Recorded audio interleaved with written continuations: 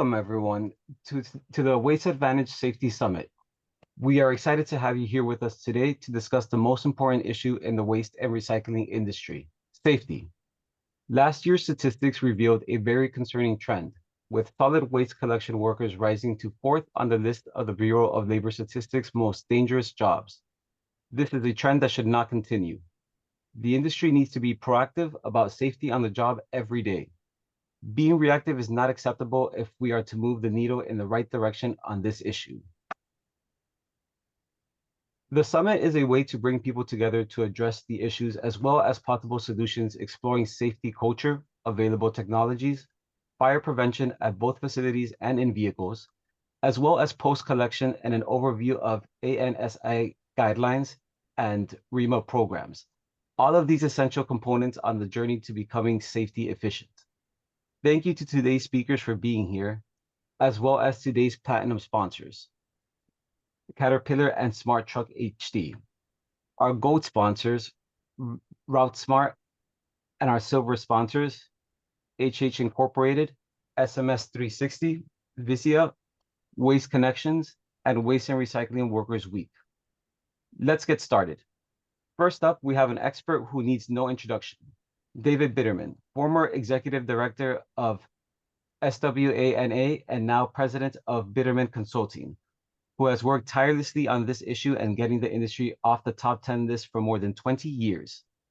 David, take it away. Thank you, Christian, and thank you, Waste Advantage Magazine, for hosting this very important event. Angelina Ruiz, thank you so much for your leadership on this.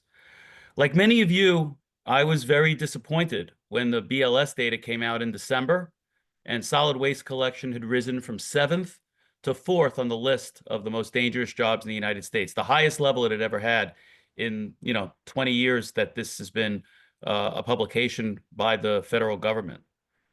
There's no single reason for the 70% increase in collection worker fatalities or the record number of MRF worker fatalities in 2023, but together it is very troubling. In today's Safety Summit, we'll discuss some of the common causes of workplace incidents in the solid waste and recycling industry, and most importantly, suggest several ways to reduce accidents and injuries in your workplace. Now, although the BLS list includes only collection workers, we all know that post-collection employees at transfer stations, recycling facilities, and landfills also face a variety of serious safety hazards. So we've included a session on post-collection safety issues, as well as a session on fires, which will focus quite a bit on MRFs and transfer stations. So I've been tracking and evaluating solid waste data for 20 years. Others in the industry, some of our speakers, Susan Epps comes to mind, Jerry Sjogren, we don't really need to do a lot more research on the cause of fatal incidents in waste collection. I'm holding up, and hopefully you can see this, a hazard alert issued by the state of New Jersey in 2013 that identified 43 solid waste collection worker incidents in the past 20 years there and identified what the causes were and how to eliminate them. We don't really need to do a ton of more research. Getting struck by your own vehicle, falling off the truck, and getting struck by another vehicle are the leading causes every year. Now, over the past couple of years, I've reinvented myself as a consultant with a focus on safety and have provided safety training to about a dozen companies and local governments up and down the East Coast. And what I'm seeing is that while some employers tell their frontline workers that safety is really important, they also impose productivity requirements that are higher and higher. And I'm seeing a remarkable amount of bad behavior on the route involving many of the basics, like when to ride on the riding step, seatbelt and cell phone use, etc. Now, these behaviors, they can be changed, but it takes focus, consistency, and most of all, leadership. Technology can help, but I personally believe that safety culture matters most. We need to improve the safety culture. I want to quote from Will Flower's article in Waste Advantage at the beginning of this year. Many companies may have deviated from fundamental safety practices. Building a culture of safety begins with getting back to the basics and implementing a comprehensive and meaningful safety strategy. So let's get to it. Next slide, please. So what you're seeing in front of you is from the Bureau of Labor Statistics, federal government data, identifying refuse and recycling workers as the fourth most dangerous job in the United States in terms of the frequency or rate by which a worker is killed. And I'm sure many of you have seen a data set like this in previous years. We've fluctuated between fifth and ninth for as long as I can remember. And in 2023, for the very first time, we rose up to fourth. This is very disconcerting. It's the highest fatality rate we've had since 2018, and it reflects just the collection workers that BLS has recorded fatalities for. So it doesn't include, for example, temp workers, which get counted in a different category. And although there are some who claim that this data might be flawed or erroneous, if anything, it's undercounting the number of fatalities because, like I said, the temp workers don't get counted here. And based on my experience, not all of the municipal fatalities that occur necessarily get counted in this category as well. So this is something that we really need to be focusing on. Next slide. So I also want to provide a little background on the data. So what this chart shows is the number of worker fatalities, not just collection, but overall worker fatalities going back to 2018. So this includes, importantly, not just collection, it includes post-collection. It also includes Canada because SWANA represents both US and Canadian waste professionals. And it also includes the temp workers that we were able to identify in our data and through our surveys and communications. Every year at SWANA, Jesse Maxwell and myself would reach out to the industry and get information on a confidential basis that allowed us to publish this year-over-year data that gave us a snapshot of how things were going. And you'll see very clearly 2021, things improved from a worker perspective, from a worker safety perspective. This may have been due to COVID because COVID made workers, frontline workers, more aware of their vulnerability around health and safety issues. But you see in 2022, the number bounced back a little bit. And then, as I said on the previous slide, in 2023, we had the highest rate on the collection side since 2018, and we had a record number of fatalities at MRFs, at recycling centers, 9. Next slide, please. So the obvious question is, why are worker fatalities increasing? What's happened over the last couple of years?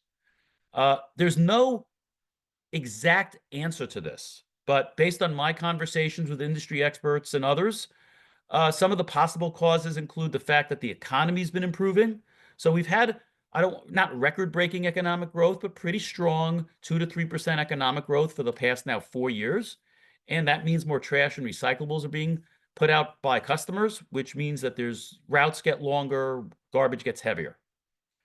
Post-COVID, driving habits changed. I'm sure many of you are aware of the fact that there are more distracted drivers than ever. People aren't not just being distracted, they're driving poorly, caring less about others. The frequency of people running red lights, for example, is up in the United States, according to some data that I've looked at. And where people are driving has changed. As more people work from home, don't go into an office every day, there's more traffic in suburbs and in places where there wasn't such heavy traffic pre-COVID. As a result of COVID, we saw some increased turnover. We've seen a lot of turnover in the front line, particularly in collection, as companies were trying to retain drivers, add drivers. Wages increased in other lines of business, and some drivers jumped ship for Amazon or Federal Express or somebody else. And so that might have been a contributor to the fact that we had more fatalities. One of the ones that concerns me is the possibility that employees are starting to tune out the safety messages. I've been doing a lot of safety training at companies over the last few years, and I've picked up that vibe that sometimes the guys in the room, oh, they've heard this all before. They can't wait to get back out on the route. And that attitude leads to cutting corners and mistakes, which can lead to crashes and fatal incidents. And then lastly, one of the unfortunate benefits of a strong economy is that it makes it more difficult to terminate the unsafe but productive employee because with a 3 or 4% unemployment rate, you're not sure how you're going to hire somebody to replace that guy. And so, is it possible that we're not cracking the whip on the discipline side as hard as we should be because we're scared about losing someone who's productive? Now, the good news that I want to mention is that so far in 2025, we're having a pretty good year from a fatality perspective. I'm not tracking it, you know, religiously, but my sense is that we've had fewer fatalities over the first 2 months and 3 weeks of the year than we normally have. And hopefully that will continue for the rest of this year. Next slide. So, what do we need to do? Where do we go? Each one of you needs to walk the walk as a safety leader, and you need to spread that within your chapter, if you're part of SWANA or NWRA, within your local government, if you're part of a DPW or a solid waste division, or within your company, if you're in the private sector. We need to improve the safety culture. What does that mean? Well, for one thing, it means showing up at that safety meeting that starts at 4:30 in the morning before the drivers roll out. I've done safety meetings where the CEO of the company is there at 4:30 in the morning, and I've done them when they're not there at 4:30 in the morning. And guess which one they pay more attention at? When do the drivers and helpers pay more attention? When the owner of the company is in the room. So the owner of companies needs to be at these safety meetings. It sends a signal to the front line that safety matters. And for that matter, do you even have a monthly safety meeting?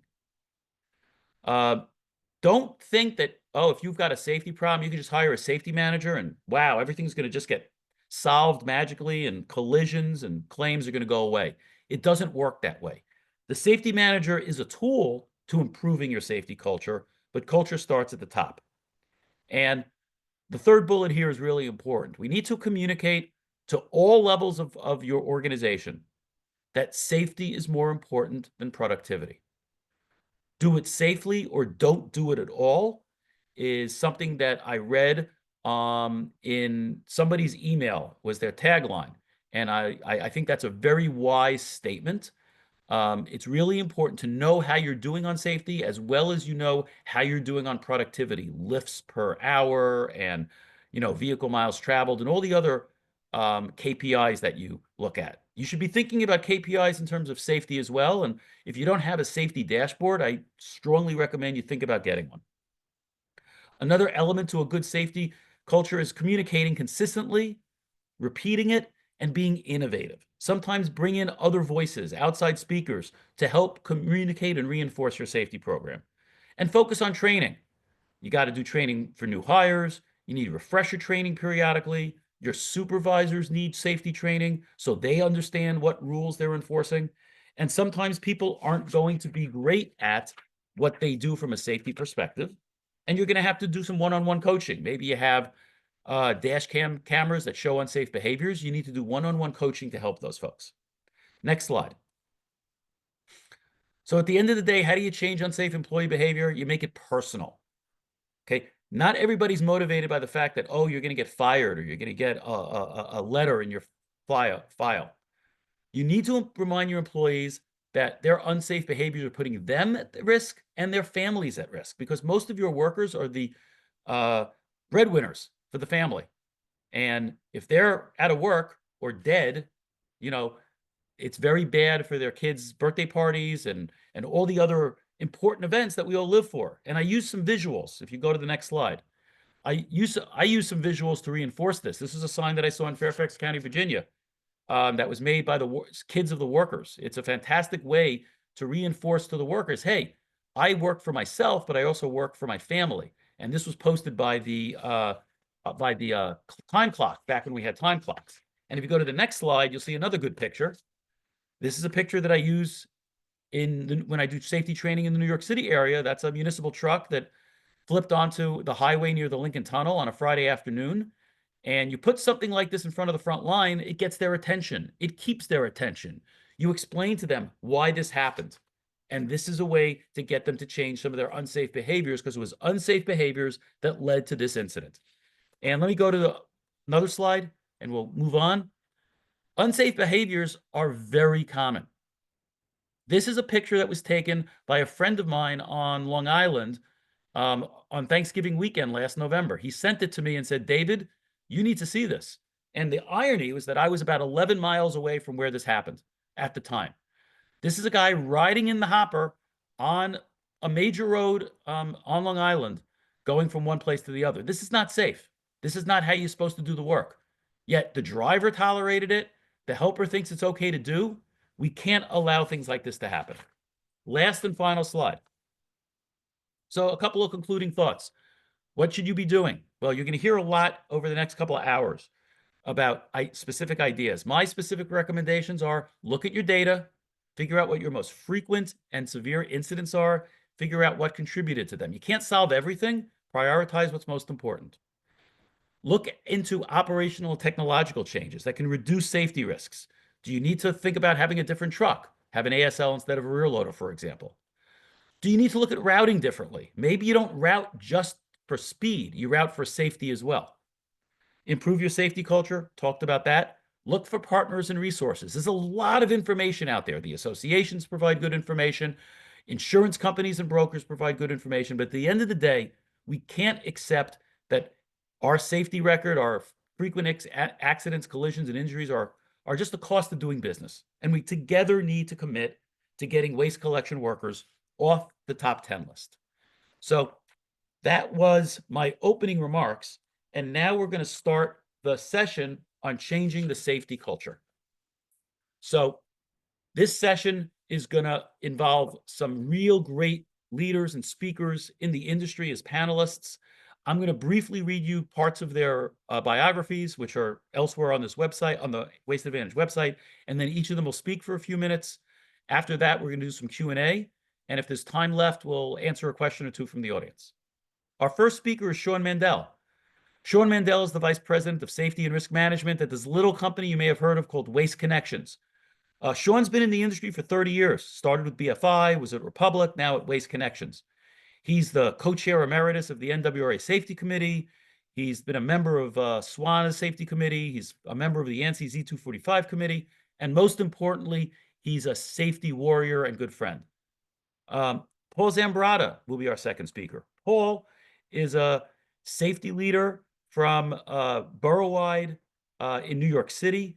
He also has nearly 30 years of experience in the industry. He started as a driver, and then in 2006 became the safety director at the company then known as Mr. T Karting. He has served as the SWANA safety ambassador in New York City, and I've had the privilege of being on the same stage with him at multiple events in the New York City area. Our third speaker is Dave Bennett. Dave is the solid waste director for the city of Scottsdale. Dave's going to talk about what drove Scottsdale to implement dash cams on their collection vehicles and what the impact has been of that program on their safety performance. Dave's been with Scottsdale for 31 years. I'm sensing a theme here, 30 years being in the industry. He's been a safety ambassador for the SWANA chapter in Arizona, and I had the good fortune of being with Dave earlier this week in Arizona. Our final speaker, our final panelist will be Nathan Brainerd at Insurance. He's from Insurance Office of America. He joined there in 2005, so he only has 20 years of experience. He's the rookie in the group. He has a vast array of knowledge regarding environmental and safety issues, has a strong focus on the solid waste industry, participates in ANSI events and SWANA events, and also participates in the ANSI standards. So, Sean, take it away. Hey, David, first I want to thank you and Waste Advantage for hosting this safety summit. Always a good time to talk about safety in our industry. Want to give you a little bit of color and background on what we consider differentiates Waste Connections from some of the others in the industry. And that really is about our culture and our values. From a culture standpoint, our overarching culture is that of what we call servant leadership. And many talk about that, but we consider ourselves students of it. And our executive team led by Ron and Daryl and many others kind of charted this path several years ago and said, you know, if we are truly going to differentiate ourselves, we have to understand who it is that is the most important person on this team, and that, of course, being our frontline team members, right? There is nothing, as David had indicated earlier, that is more difficult to an organization than the loss of life, that being one of our team members, one of the general public that we so diligently try and safely serve. And so understanding that, we took this servant leadership approach and really look at it from our role is to be the best possible resource and support those frontline team members, whether that's with trucks and equipment, whether it's educating them on safety processes, procedures, implementing specific policies when it comes to safe work environments, ensuring that we continue to be a leader in this space. One of the other things that we did was we came up with what we call our operating values. And at the top of that list, our first operating value is that of safety. And we use this more as a pyramid for decision making. So, the first being safety, as I said, if it doesn't pass muster, we clearly realize that early on, that is not the right decision. And so, again, it's about a culture. It's about understanding and setting those expectations, whether it be what an acceptable risk tolerance is or any of the other facets that create that culture of safety that David so eloquently mentioned in his opening remarks. I'm hoping that we're going to have some really good dialogue. You've got a great lineup here. I'm going to go ahead and turn it back over to our next presenter to talk a little bit about what they do and what differentiates them. So, David, I'll throw it back over to you. Sean, thank you so much. Very much appreciate that. Our next speaker is Paul Zambrata. Paul, want to bring you onto the stage now?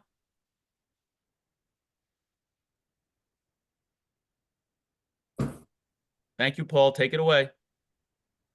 Good afternoon, everyone.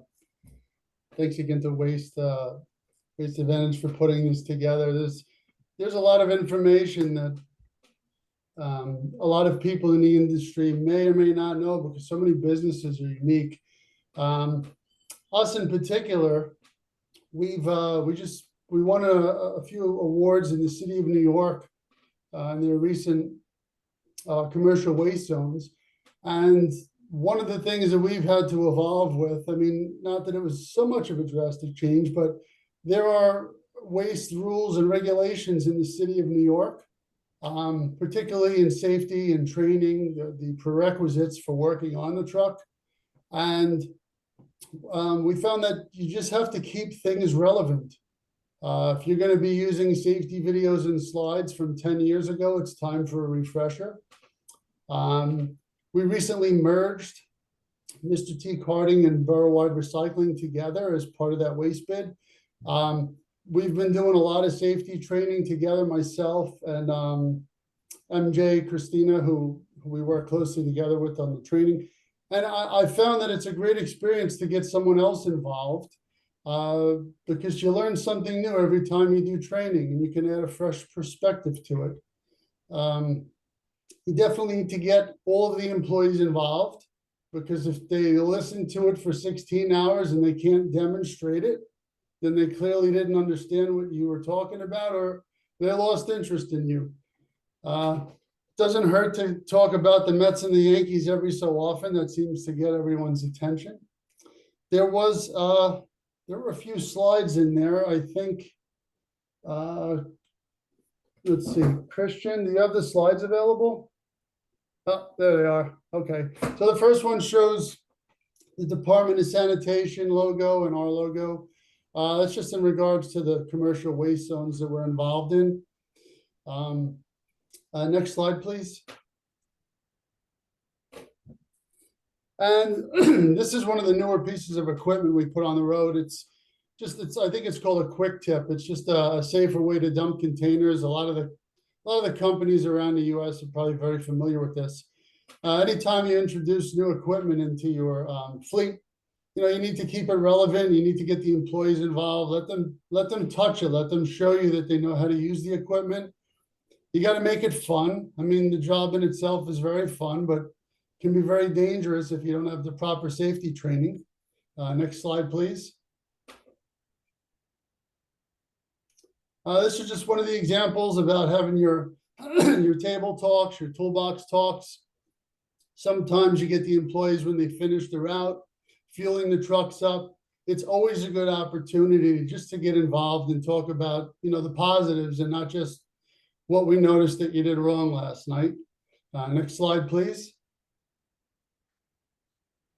Here we're just using a tire tread depth gauge, which you'd be surprised how many people don't know what that is, to measure the tread depth in the front and rear tires.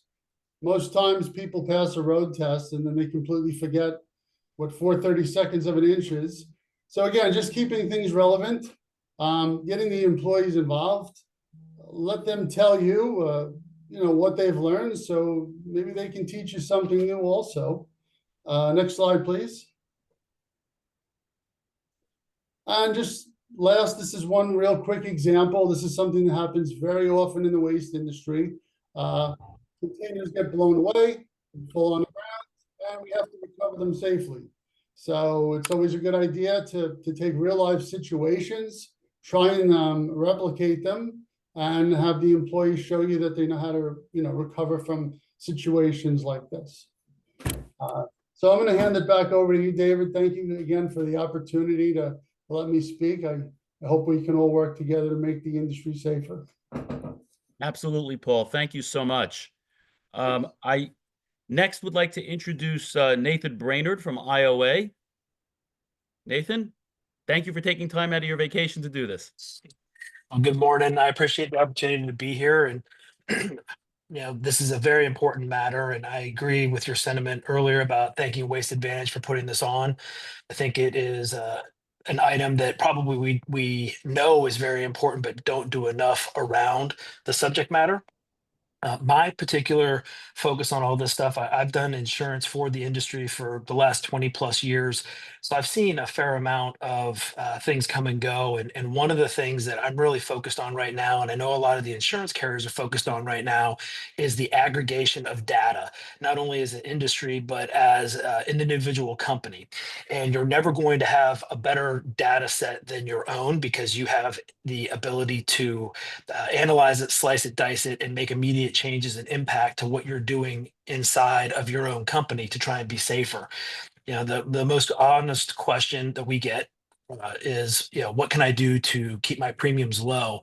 I haven't had any accidents. Well, your individual loss data does matter. There's no question about that. But the industry data also matters. And so even if you have a company that's operating and doing very, very well from a claims and loss standpoint, the industry trend and the industry results are also going to be factored into that, the same way that they're going to look at your CAB report or other metrics that you are able to provide to them, through their loss data. And so the insurance companies are not making a lot of money on auto right now. We are an auto heavy industry. And because of that, we are expecting to continue to see rates rise. We can talk about tort reform or whatever we want to throw out there. But the short and sweet of it is that if we're not taking care of our own matters internally and handling our own business in house, that we can't really start looking outward and starting to, point the finger at other folks. We need to be able to look at it internally. And so, those that are able to exemplify to the insurance underwriters that they truly are best in class and operating at a level or a standard much higher than the industry on average is going to see favorable returns. They're going to see better terms and conditions. They're going to see better premiums, and they're going to have more options available to them in the open marketplace should they go out. So data for me is a very big item. I hope that you all are collecting that and using third-party resources if they're not available internally. And I would say that same thing is true when you are doing your safety training. It's great to do pictures or guest speakers, but look at having somebody come in from DOT. Look at having a consultant, maybe David or somebody else, come in and have the opportunity to speak to your teams, because they will when you switch the speakers up, you gain the opportunity to maintain attention. So, I don't know that there's anything earth shattering in what I'm saying here right now, but it is common sense. Take advantage of your data and use it to your advantage. David, I'll give it back to you. Thanks, Nathan. Something you said and something Paul said really bring home. Let me just, keeping it relevant to the front line is really important. Bringing up the Mets and the Yankees when you're in the New York City area, the guys will pay attention. Next Thursday is opening day. I'm going to be in New York doing safety training at 2 companies. I'm bringing a baseball bat with me.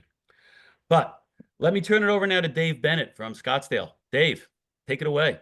Hey, good morning, David. And also, I'm hoping that you didn't share with anybody hoping you shared with everybody about the horrible weather you experienced the last few days out here in Arizona.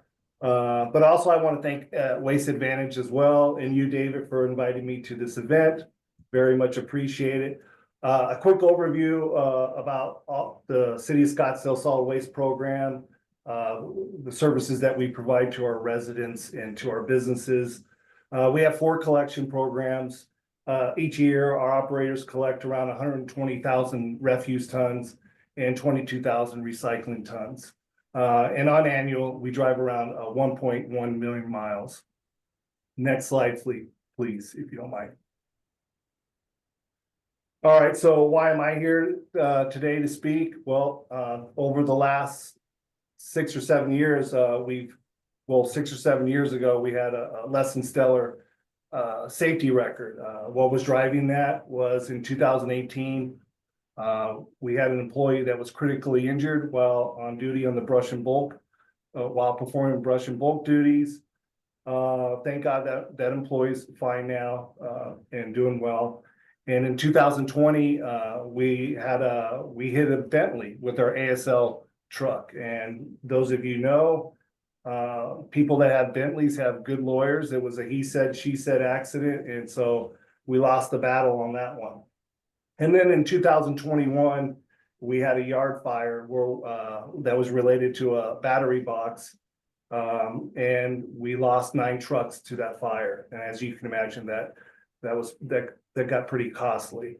So this slide, I presented to council, my city council, just on March 4th of this year. So what you're seeing is our loss reduction, all of our categories. On the very left-hand side, it gives you all the categories, and then it gives you the frequency as well, and then the dollar amounts attributed to it. So if you could go to the next slide, please. What's driving that last slide is this. So I just wanted to highlight where we were at as far as paying out claims overall each year. So in 2021, with that fire and other things, we paid out $1.8 million in claims. And then as we went into 2022, in that fiscal year, we were down to 148,000. And then we went into 23, 196,000, and that was mainly attributed to the Bentley incident. So saw a little spike, and then last year we were down to 119. And then the very bottom one where you see highlighted in orange. So our fiscal year starts on July 1st, ends on June 30th.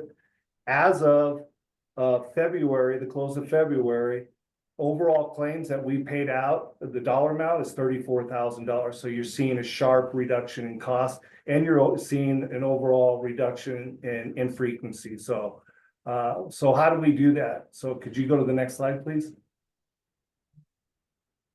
So how do we improve our safety culture? It starts off with engaging your partners, and our partners are our risk management division, city attorney, city manager, council, and then state OSHA. With regards to our OSHA, we had a voluntary compliance inspection. We reached out to them, had them come over and look at our 4 collection programs, and they made some suggestions. One of them, as you're seeing on the operational changes, was the tractors. So at one time we were picking up half of our material with tractors. Now we pick it up with mostly by tractor. So we're reducing those muscle strains and so forth. But the one thing, the recommendation they had is that we needed to put a protective screen that protects the driver from any debris in that. So I'm going to skip to a couple things. I'm seeing I'm running short on time. So Dave said we were going to talk about dash cams. I will. That was the biggest impact that we've had on us as far as reducing accidents, reducing litigation costs associated from these he said, she said incidents. And then one of the other things that's really important, and David always preached to this, is doing on the spot, you know, going out in the field, seeing what you're training, you're speaking to, is it actually being followed out in the field? And lastly, is doing a rewards program. Part of our dash cams, it has an AI scoreboard. We're able to reward the employees each year based on how they did. And then also while we're out there doing those spot checks, we do on the spot rewards. So if they're following our rules, following our messages, we give them a gift card. So again, thank you for having me. Appreciate it. Thanks, David. Thanks, Dave. Great presentation. Want to ask all of the panelists to turn the camera on. Sean's the only one whose camera isn't on at the moment. What we're going to do now is just do some rapid fire questions for each of our panelists, but I also want to encourage those of you who are attending this event to put questions in the chat. Although we may not get to those questions during this particular session, we will provide them to each of the speakers, and written answers will be provided to each of those questions. And we've already seen some good questions in the chat. So my first question, Sean, you're gonna go first. So you know, when you work for a private, publicly traded company, and when profit is the bottom line, how do you balance that with prioritizing frontline worker safety? Well, again, it kind of goes back to my opening remarks about our operating values. We, you know, several decades ago, realized that by living out those operating values, the success of the organization, including the profitability, will follow. This has been proven now to us for nearly 30 years of our existence. And we still find that to be true. And so again, you know, when we use those values as our decision tree, everything else follows. You know, now obviously, are there discussions on viability of certain, you know, approaches we're going to take, and what our best approach is, and we're always ensuring that we're you know, responsible. We understand that we're responsible for those aspects of the business, but those operating values, they're what drive our company, and success is always followed. Thanks, Sean. Nathan, since you do work with a variety of different companies of different sizes throughout much of the United States, I'm interested in your thoughts on that. How do the companies you work with balance their need to be profitable with prioritizing safety? Well, it's never easy. You know, every time you have an accident or a claim, it's going to impact your insurance. And so, you know, what I have found is that dollars and cents really matter. The insurance is generally going to be one of your top 3 to 5 expenses. And so a good metric that we've seen work is when owners of the company will actually go and give real live examples of a claim that's happened within their company and the impact that that has on their ability to hire new staff, invest in new equipment, do those sorts of things. So we have found that if you actually bring that dollar and cent type mentality to the front line and have them understand a little bit better on what their actions are doing to impact the company, whether it's positive or negative, that they generally have a better response to that. Thanks, Nathan. I appreciate that. Paul, same question for you. You work for a, you know, smaller sized company and in a changing regulatory environment and a challenging operational environment. How do you balance safety with product profitability? Well, look, everyone wants their routes to come in early, but at the end of the day, you'd probably violate half a dozen laws just saying that. So it's up to, I guess, really, it's good communication between the frontline workers and the managers, because on paper, it may make sense to do the routes a certain way. And up front, the drivers and helpers might give you some great information on how you can be more efficient, on how you can be safer. And it's really just a balance between management and frontline workers, because we're all on the same team. We all have the same goal in mind. So, I mean, I said before, just keeping things relevant. Sometimes I listen to myself talk and I'm like, all right, I got to omit that from the next training because I'm putting myself to sleep. So, like I mentioned, it's been a real pleasure working with my colleague MJ, because we kind of keep each other in check. We're always adding new things to the safety training, just to try and keep it interesting. So I think that overall, safety costs money. There's no doubt about that. But on the end, and I think every insurance consultant in the world will tell you this, even your smallest claim is going to be a lot more money than your investment in safety is. So I'll leave it at that. Absolutely right. The investment in safety usually pays off 2 to 4x over time. And in an industry where the average claim could be, $6,000 to $10,000, if you can reduce a bunch of claims, that can impact the bottom line. Dave Bennett, I want to ask you a different question. So you install drive cams or dash cams. How do you get your frontline workers to prioritize safety over rushing and cutting corners? How do you do that besides just installing technology? Well, when we show them how we were trending. So when we did the dash cams, we didn't let them know. We kept it a secret. I came in there Monday morning in front of 80 some employees and let them know that we're going to do this and why. What's the impact here is, all right? So it's impacting litigation costs. It's just driving costs overall, the accidents that I mentioned before. And so we're as you know, we're a public entity. We're just about cost recovery. And so as you imagine, if we're paying out $1.8 million each year and we want to, kind of protect our jobs here, we need to get our act together. So show them incidents that are happening, show them your record. And but again, as I showed the dash cams, I showed an incident where we had an employee. You were here, David. You've seen the video. To get the employee buy-in, a citizen ran a red light right out front of our yard, almost tipped our truck over, injured our employee, and we showed it to him. But what the thing is that person who was driving that vehicle was a chauffeur and said, "Hey, our guys ran the red light." And you can imagine how long that would have taken on litigation and so forth. So it really hit home with them. Hey, one of their fellow coworkers was injured. That employee, that chauffeur lied about it, and this is the impact that it had. So that claim, what it took a year or 2 years, was handled that same day by proof of the video that came off of the PD, the building that was surrounding it. So that's how we kind of got the buy-in, and it's worked with the rewards program, going out there and doing the on-the-spot inspections. And you always, if you see people doing something wrong, you want to hold them accountable, but they really see when they hear, hey, David or Paul or Sean got this reward, they're going to do that. So they're cognizant, and these are meaningful rewards. We budget around $80,000 each year for our 81 CDL drivers. So these are meaningful rewards. So that's how we got the buy-in, David.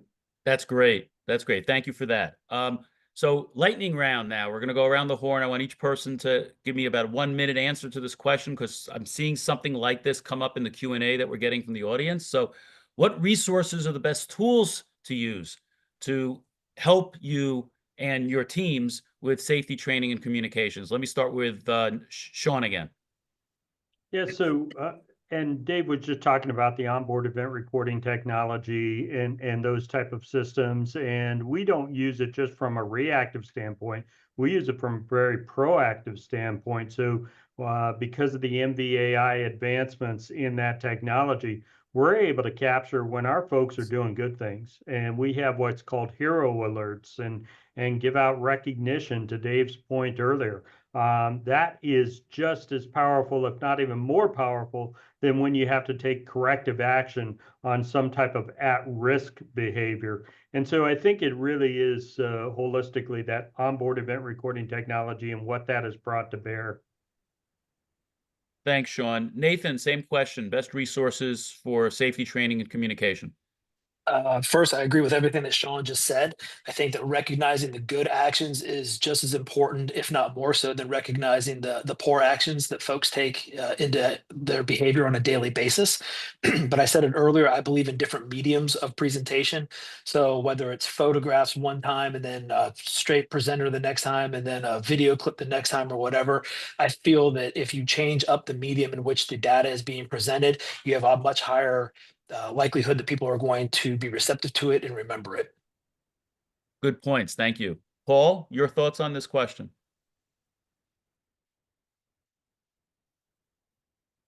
I'm sorry, can you just repeat that one? Sure. What are the resources that you think are the best to emphasize, to use for training and communications to the front line?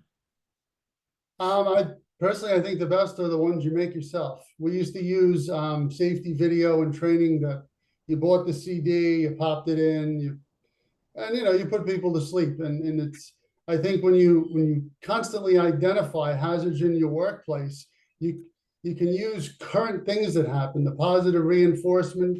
You just want to be careful if it's an event that happens with a current employee. You don't want to put it up on the 80-inch screen and say, look what Jim did today. But you can take all of those relevant things going on, those updated, hey, what's going on with cell phones, what's going on with e-bikes and scooters. If you hang around the gas pump in the morning and you listen to all the war stories going on, you eventually hey, I can use that. Tell me more about it. And maybe you can send a truck out one night, a car with nowadays the iPhones and the Galaxy phones, they take such good video. All you need is like a 20 or 30-second clip. And you can just keep incorporating that into your training because people can relate to that. If they see someone in a plaid shirt who looks like, the video was done 20 years ago, they're going to go, oh, that's not relevant. We don't deal with that anymore. That's a great point that I can't emphasize strong enough, that you have to make the visuals relevant to the people you're training. You can't show people a construction site and say, well, they're wearing high vis, you need to wear high vis. Your workers are going to tune that out. You need to show them solid waste workers. Dave Bennett, wanted to ask you, since you're our municipal representative on this, what are the resources that you lean on for safety training and communications in Scottsdale? Yeah, so just to follow on with everybody else is saying, we like to mix it up. So I'll have my risk management director come in. These guys never see him. We have not a lot of new people, but when they have new people come in from our city manager's office, attorney's office, we'll invite every once in a while, we'll invite city leadership, which could be a city manager, assistant city manager.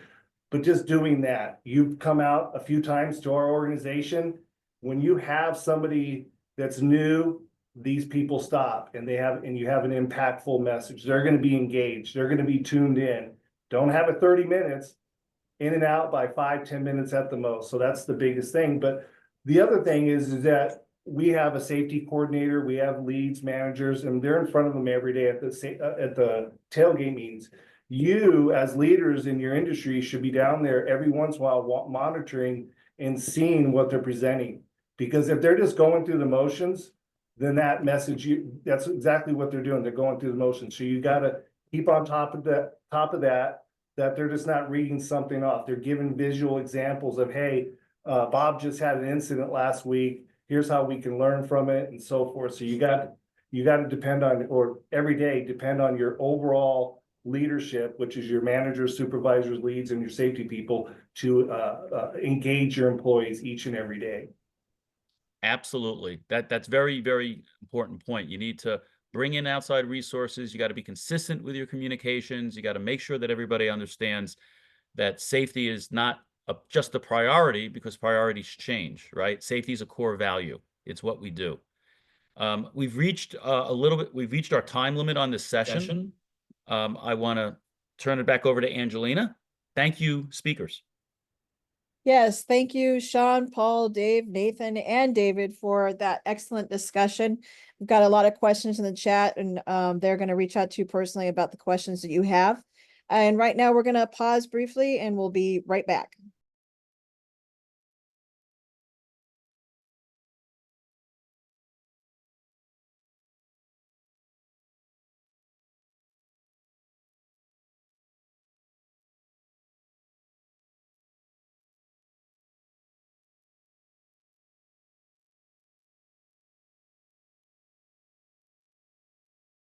Nothing is more valuable than safety on the job site.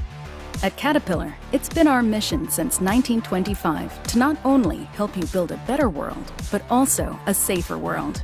Because our commitment to safety goes far beyond the factory floor. And we don't just integrate safety solutions into our equipment. It's at the heart of everything we do. Like Caterpillar Safety Services, where we provide consulting services and solutions to companies looking to make their workplace safer and their operation more effective. With our coaching, we help educate all levels of the organization and change the behavior of people who are closest to the risk, creating a culture rooted in safety and operational excellence. To help keep everyone on the job site safe, we offer cutting-edge safety technologies like the CAT Vision system with personnel detection, where a smart camera alerts an operator when a person is behind the machine, or surround vision that uses up to 4 external cameras and an in-cab display, so the operator receives a 360-degree view around the equipment, reducing the risk of accidents and maximizing productivity. Or you can start small with the CAT seatbelt reminder that alerts operators in the cab and features an external beacon to promote accountability.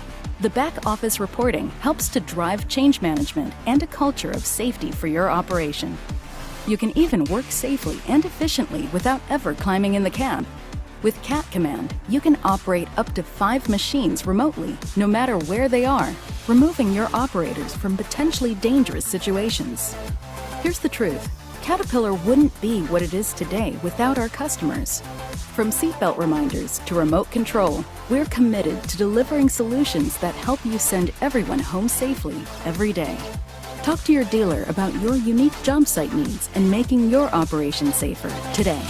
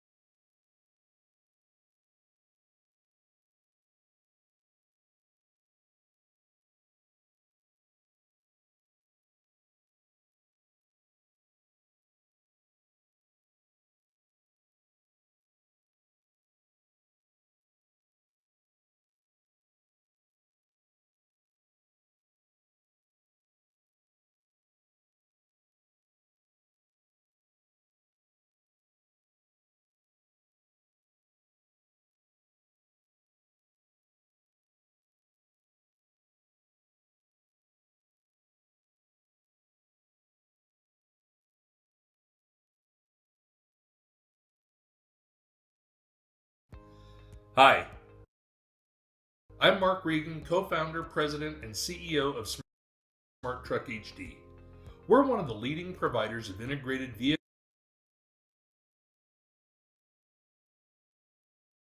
vehicle, camera, and monitoring systems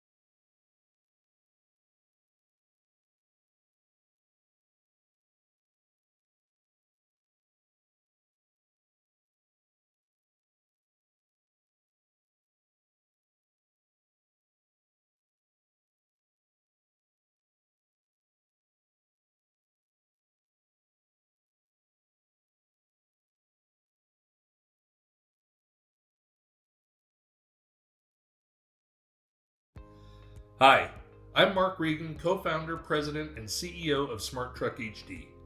We're one of the leading providers of integrated vehicle, camera, and monitoring systems, AI-based overflow and contamination systems, and smart telematic and predictive maintenance systems in North America. I've been one of the pioneers in this industry for more than 30 years. And in that time, I've learned a lot about what fleet owners want, need, and expect out of their vehicle-borne information systems. Here's the key. It's important that we design products that allowed the driver to simply drive. It's what they do best. And with the increased complexities of today's vehicle cockpit, the last thing a driver needs is something taking away his attention from focusing on what's in front of him or behind him. At Smart Truck HD, we listen to our customers to hear the problems they're facing, as well as their requests for solutions that will make their fleets run safer and more productively. Every product we design or integrate has a specific purpose, providing the solutions to the problem our customers face. It's what we do every day. Smart Truck HD, smart for a reason. Thank you and have a safe and productive day.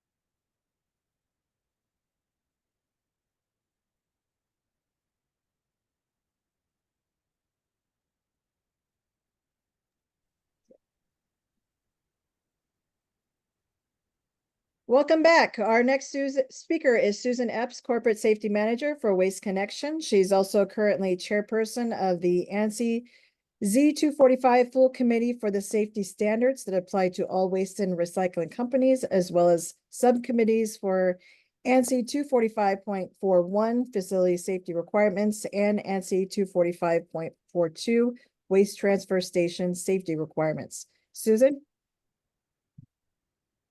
Sure. So first we're going to start off with what are the ANSI standards? So the ANSI standards are what is ANSI? It's a private nonprofit organization that coordinates and administers the U.S. voluntary standards. Specifically, Z45 is the standard group for the waste and recycling industry. So the secretary for that is Kirk Sander, and it's in the NWRA is the group. So the next thing we want to talk about is why should you care about the ANSI standards? Well, the reason you should really care about the ANSI standards is because it's really setting the bar for the industry. And what happens in those standards is that we really set, in the absence of a governmental standards, we really set the bar and we set our own standards to regulate ourselves. And it's really the best and place for you to really influence the standards and what we do as an organization from a safety and health standpoint for waste and recycling. So if you want to make a difference, this is really a great place to start. So the other thing is that if we don't follow the ANSI standards that we set for our own industry, lawyers and regulators really tend to follow these and get involved. So let me give you some examples of what types of common things would be in the ANSI standards. And kind of ask yourself the question, why do all forks fit all containers? Well, that's because of the container compatibility standard. When can you ride on a riding step? Maybe you wondered that. That comes from the 0.1 mobile standard. And then, like, why do we put conspicuity tape on the trucks, and where does it go? Where does it go in the containers? Who decided that? Where did it come from? That comes from 0.1 and from the container standard. Why are the fire ports in the same place on truck bodies and self-contained compactors? Because of the ANSI standards. Many more things like this that you go through are your rules that you have on a common everyday practice in your business come from the ANSI standards, and maybe you didn't know where it all came from. Now, the next question is, who can participate in these things? And it really is open to anyone. And we have manufacturers, users, insurance people, consultants, regulatory people, and you can be a member too. Like I said, anyone can be on this. You need to contact Kirk Sander. His information is in this slide deck, and all of this is available to you. The slides are going to be available to you. So we're just kind of highlighting the things that the standards are about. So you have a standard on 0.1, which is mobile equipment. 0.2 and 5 are compactors and balers. 0.23 is a new one, uncontrolled public access compactors. 0.3, 0.6 are waste containers. And 0.4 is for MRFs and landfills. And a new one to our grouping that we're writing right now is 0.8, which is landfills. If you want more information on this, these are the people to contact. And like I said, this will be on the slide deck. And we really encourage all of you to get involved in this, because it's really how we as an industry make safety better. And like we talked about, riding steps and those types of things, so common injuries and things that happen in the industry, this is a way to make a standard that sets the level for everyone. And, everybody can participate in it and make the industry better. So any questions or information, any answers, questions or answers?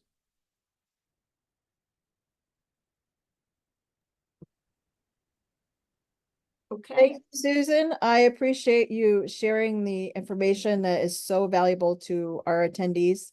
Any questions that anybody puts into the chat box or reaches out to us for, we'll definitely put them in touch with you so you can reach out to them personally. But I appreciate you sharing the information. And Thank you. Next up is how technology can help reduce accidents and injuries. Our moderator for this session is Megan Quinn, senior reporter for Waste Dive, and she's going to take it away. Hi, thanks so much for having me be part of this. I've been covering the industry for about 10 years now, and it's really wild that in that time, technology has really evolved in terms of how we can use it to help keep workers safe.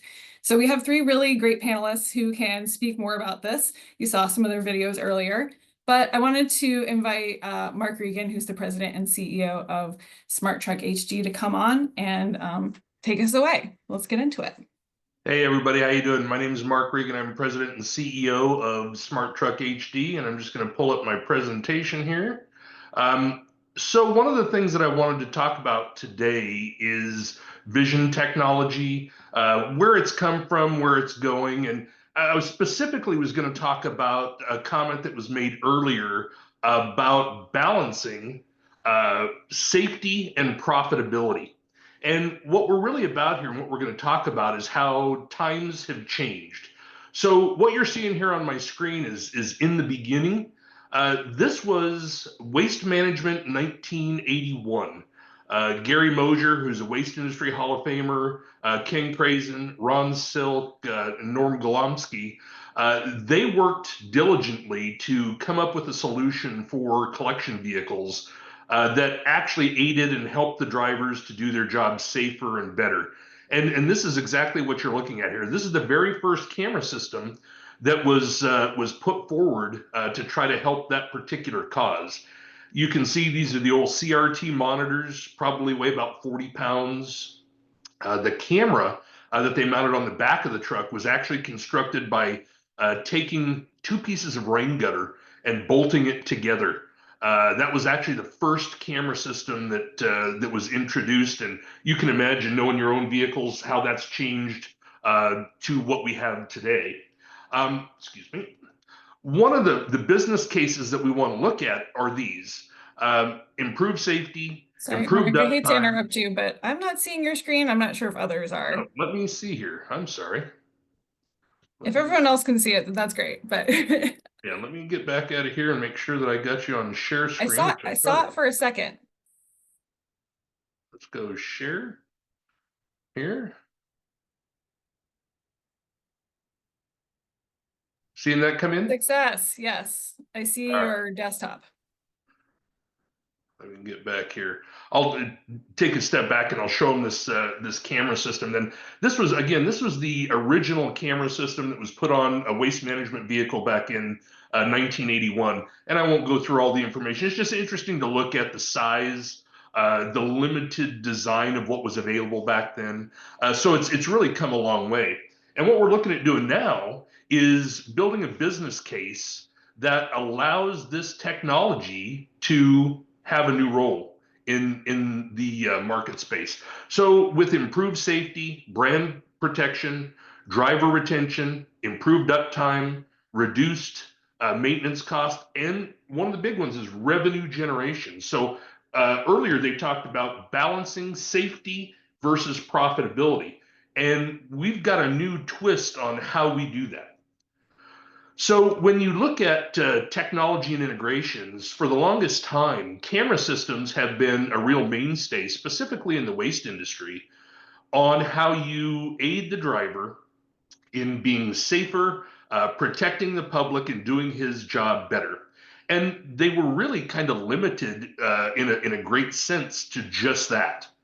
What we're doing at Smart Truck HD is we've taken on a new concept of what we do, not only with safety technology, but with all the technology on the trucks. So we're actually developing systems that allow us to work with our strategic partners like Lytx, Waste Vision, Questar, Tormo, that allow us to take the equipment that's already in your trucks and add AI components to everything for different applications. So if you're running a Lytx SF400 or something along those lines, we can now use that device to capture the images and the overflows and contamination that we can show you with Waste Vision. We can do that all on a centralized general user interface. So now we have one single sign-on application where you can have all of your technology pieces feed into that and show on one screen, so that your employees and your directors and folks that are using this information don't have to jump from one information system to the other. So we can bring in the Lytx AI pieces for coaching, accident reconstruction, overflow contamination, service verification, advanced routing. We can bring in the information from Questar for predictive and real-time DTCs, as well as tire pressure management. And earlier, Phil mentioned that one of the pictures he had was of them actually using a depth gauge and checking the tires. We can actually now use our TPMS system internally to give you pressures, temperatures, and now tread depth. So as we continue to build these integrations, it actually creates a revenue stream. So now you're actually making money with the equipment that's on your trucks, in addition to just the cost of the equipment. Safety, as Sean pointed out, safety has always paid its way in the savings that the technology provides to making people safety, reduces the litigations, reduces injuries, and overall sets your organization up to be that good partner in the public that everybody wants to see. So it gives you a great brand name, all those types of things. So what we're doing is, again, taking all this information, feeding it into one system, and giving you an opportunity to not only provide the stellar safety equipment, but actually to pay for it within all the other pieces of what you're doing. And I'm sorry to interrupt you again, but I'm gonna have to ask you to wrap up quickly. Oh, okay. Well, no problem. So at Smart Truck HD, what I would say is give us a call, talk to us. If you have questions, we'll be more than happy to answer them through the questions. I'll turn it back over to you, Megan, and thank you for your time today, guys. Well, thank you for your time. Wanted to turn now to someone with another perspective on this issue. Wanted to chat with Jessica Searfoss, who is the Senior Business Development Manager for RootSmart Technologies. Thanks for being here. Yeah, thanks for having me, Megan and Angelina and David. I really appreciate being asked to be a part of this event. I am Jessica Searfoss. I'm a Senior Business Development Manager at RouteSmart. I'm in my 18th year with RouteSmart, and I specifically work in the waste and recycling space. RouteSmart Technologies, we are an innovator in route optimization technology, as the name implies. So our clients, they use our software solutions. There's a few. I'll touch on those a little bit, but they're using our solutions to develop or maintain their efficiency and profitable route plans, but very specifically with safety considerations as one of the top values that we have as we design our product and the tools that we offer our clients to develop those route plans. Route planning is really not generic in this industry. We do think of where we have to go and what we have to do or collect and some of the basics, patterns and capacities and things like that. But very specifically, we focus on safety in the route planning process. And what that translates to is giving consideration into situations that come up that present danger, traffic and intersections, maybe capacities and other things. So we place a very high focus on offering tools that generate and maintain routes that take the safety needs into the outputs that we prepare. I do have a presentation. Christian, are you able to pull that up? It's just actually a few slides to go over what RouteSmart does and how we think of route planning as it relates to safety. I can't see it yet. I'm not clear if you can. Okay, there we go. Go ahead to the next slide if you don't mind. Yeah, so just a basic overview. What do we route? We route in a couple of other industries, just 4 actually, not everything under the sun. But we very specifically stay in the lanes of what the industries that we do work in, what the routing needs are. So for the waste and recycling space, we have tools that are focused on the needs in residential and commercial and recycling, which are different. You talk about high density routing, you talk about adding in patterns and frequencies. Recycling might add in the factor about not everybody recycles or sets out recycling from week to week. So when I say there's focus on the needs in each one of the lines of business at that point, there are tools that will specifically calibrate for the small minutia of the differences in the route plan. Organics, kind of also similar to route to recycling. There's a lot of new organics programs. So again, people are not always 100% participation with organics. Bulky and roll-off, they have elements of being dynamic. They're not the same every day. That presents its own challenge. We do work in street sweeping and snowplow and inspections, which is usually in the municipal sector. Next slide, please. So these are our 3 main solutions. RouteSmart Online for, I did see some of the attendees a lot may be familiar with RouteSmart Online. It is our flagship solution. It's a web app software environment that it's very purpose-built for the waste and recycling industry. So the tools inside are going to give the users the ability to calibrate for all of those minutia and more that is in waste and recycling. It's the primary tool that our clients in the municipal and private sector are using for waste and recycling for route optimization planning. So RAS, the middle one, it stands for Routing as a Service. It's a solution that clients can embed into their own client-side systems to create routing solves that will go straight up to our solvers and return a result. And RouteSmart for ArcGIS Pro, that's the add-in to ArcGIS Pro, which is an Esri GIS environment. So clients, if they had the add-in and had ArcGIS Pro, they could laterally move their routing layers in and out if they had needs to do GIS editing or do any editing to the routing layers and then put it back into the waste and recycling tool, which is RouteSmart Online. Next slide. So just to identify, this is on our website, it is in our messaging. It is something that we have developed our software around as our core corporate value, safety, is notably at the top of the list. It is the top of the list of our 4 corporate values. It truly is at work in all of our route planning activities, the tools that we develop, the results that we expect, and the solution that we provide to our clients. Efficiency is extremely important to us as well. So our solutions, we expect them to bring core improvements in things like route times and the mileage that is driven over the course of a route.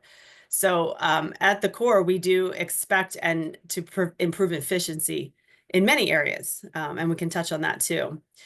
Innovation. So we're not stagnant. We do believe in continuous improvement.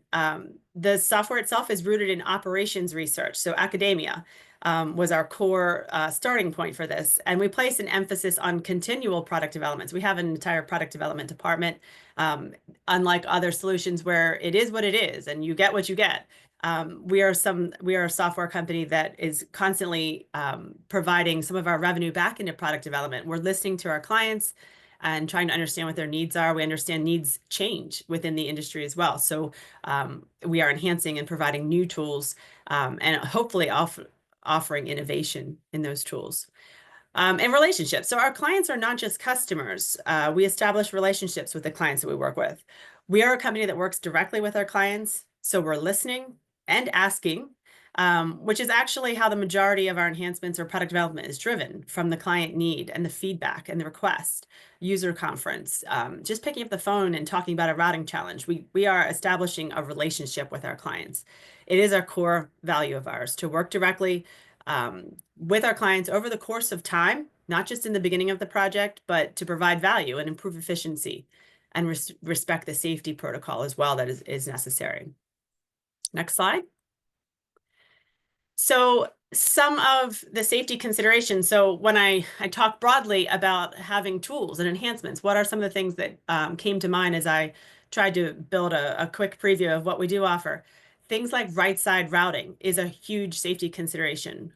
We do allow our users have choices when you have a rear loader and you have a meander service, but primarily even with rear loaders, a recent enhancement, it's actually at the bottom, is to promote right side routing even in a rear loading truck if it didn't increase the mileage.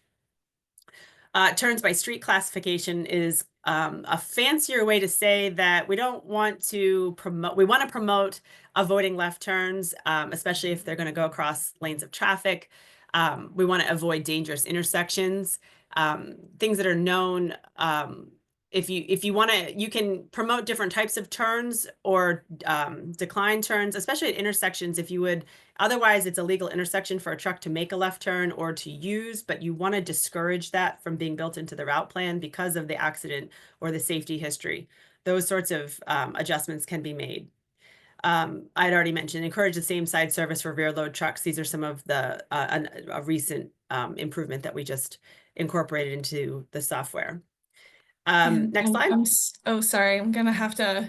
We have so much great stuff to talk about, but I'm gonna have to ask you to wrap up. And as we're doing this, folks, if you want to put questions in the chat for our speakers. Yes, definitely. And, sure, I'll just wrap this up. This essentially was the message was safety and efficiency is greater than the total route time. And the core of this is the fact that we are understanding our software is designed to allow clients to design routes for the waste industry. This is not routing in a Corolla where you can make an 8-point turn at the end of the street and just drive any old way. We've seen a lot of examples where U-turns are involved and all sorts of what I would call shortcuts, and not really considering that this is a garbage truck that weighs a lot. It gets not great fuel mileage, so you need to maximize your productivity. You need to think about where you're going, the turns, the traffic, all sorts of things that even if you got a quicker route time, that's not a better route. We are thinking about safety and not always prioritizing the quickest or the fastest way to get there. We want to think about the most efficient and the safest way. well, thanks so much. I'd love to keep talking about this. We have one more speaker who's also going to put in their perspective on this. We please chat with Christian Ducker, who is the CEO and founder of SMS 360. Get some perspective from there. Thanks for being here. Thank you very much for inviting me here. So first of all, this is a little bit of a promotion outside of the box. As you all know, there's a growing number of deaths and injuries of workers whose native language is not English. It's a language issue, yes, but it's also a literacy issue. And so we're getting involved in this safety management, and we believe that technology can and must play its part in resolving this issue. I bring it up only because I know there's going to be some conversations around it very soon. I just wanted to really get it on the radar of something that is incredibly important within any industry, but specifically within the waste industry. So to really jump in and talk about really software, which I've been involved in now a long time, let's put it that way. And over the last 10 years specifically, we started SMS in 8 years ago now. So we're now going in and seeing what's happening within the space as far as the EHS software is concerned. The greatest, I think, breakthrough is in mobile. Virtual observations now are available thanks to cameras, whether in the cab or in the facility, reducing high-risk areas with automation and robotics, and providing mobile safety apps as well. So there's lots of tools out there. And of course, AI is now coming up on the radar to help advance data and to safety to improve processes. So I think we're on the brink of seeing some really interesting things in the safety software. Affordability is obviously always questioned. And that was one of the reasons, in a way, that I got involved. I used to work with the big guys. And it was always the small guys who suffered the most. The costs, the fines, whatever it was those kinds of things. The funny thing about all of this is in 2016, when I went to start the company, I had a call from someone I'd worked with briefly for in one of the other companies, and asked me if this was in, I would say, in September of 2015, saying if I could get a system up and running within for January, we had nothing. Then they would be our first client. That was a company called Action Carting, which is now Interstate Waste. And that was the company that put us on the road to the waste industry. And funnily enough, I mean, they are now still our client, but it really was a turning point for us, as far as we had large port terminal companies that we knew that wanted to come on board. But this put us on a vertical market approach, and I'm glad it did. So that's how we got into the waste industry. The top of the list, I've been asked different questions and throughout the time, and the big thing to consider, what are the tools to consider when you're looking at a new EHS system? Surprisingly enough, it would be data. Anything that gives you data, because if you don't have data, a safety manager has no idea where to start to look for and to improve safety. Simple and efficient, right? So, go out and make sure that there's a manageable system out there, not promoting anything, but data is the key. Data analytics are critical. This requires a system that really is customizable to your business. And it's not just, well, we're in the waste industry. Everybody has their own kind of mold, if you will, that they want to get in. So interview people, make sure that they're reporting, that they can get the reporting of data based on your business. There's also, as well as going into proactive data. So what is proactive data is such as permit and regulatory compliance. So you're actually feeding, things through there to be able to put on the market. Also, again, it's effective results. Some questions were the fact of, how long does it take you, to once you've implemented a system, how long does it take you to actually get it going? Very quickly, right? Get it started, start getting that data out of it. And employees want to be they won't give you the information you need sometimes because it's obviously it's a limit to them. It's they do what I call discretionary reporting. Once you've got a system, then it all changes for you. I can see that my time is coming up and I can talk for England, so I'll quite quickly shut up.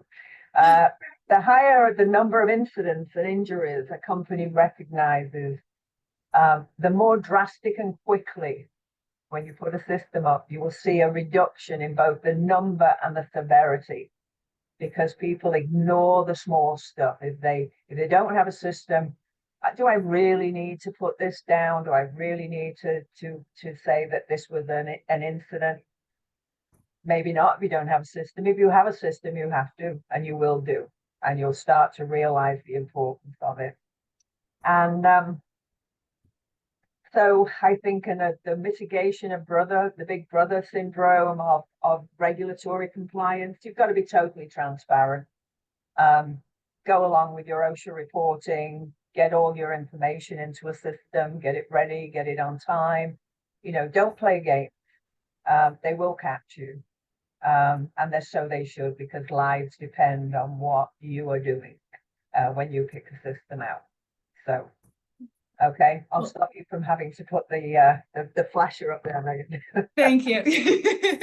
Well, I really appreciate it. I'm not sure if we're going to have time for questions, but I do want to bring back all the speakers just to say thank you for all your perspective and thoughts. And even though I don't think we'll have time to really get into it like I'd love to, we do have the Q&A box, and I'm sure all the speakers would love to chat further offline about all the things we've talked about here today. So thank you all so much for your thoughts and your perspective. And yeah, we'll take it from there. Thanks, everybody. Have a safe, productive day. Thank you, Megan, Mark, Jessica, and Christian for sharing your knowledge during this session. We're going to just take a really brief pause to stretch our legs, and our fire prevention safety session will start immediately afterwards.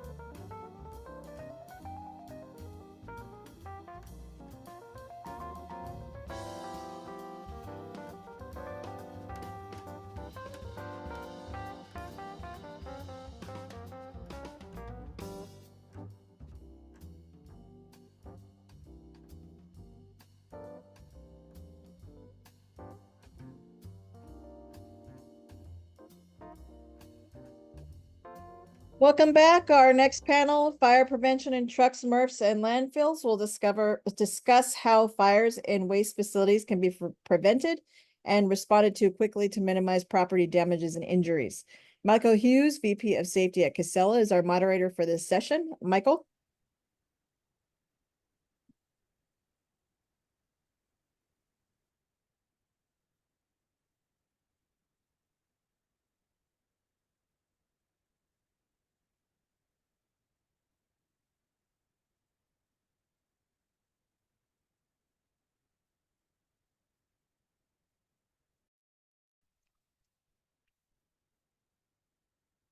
Am I here now?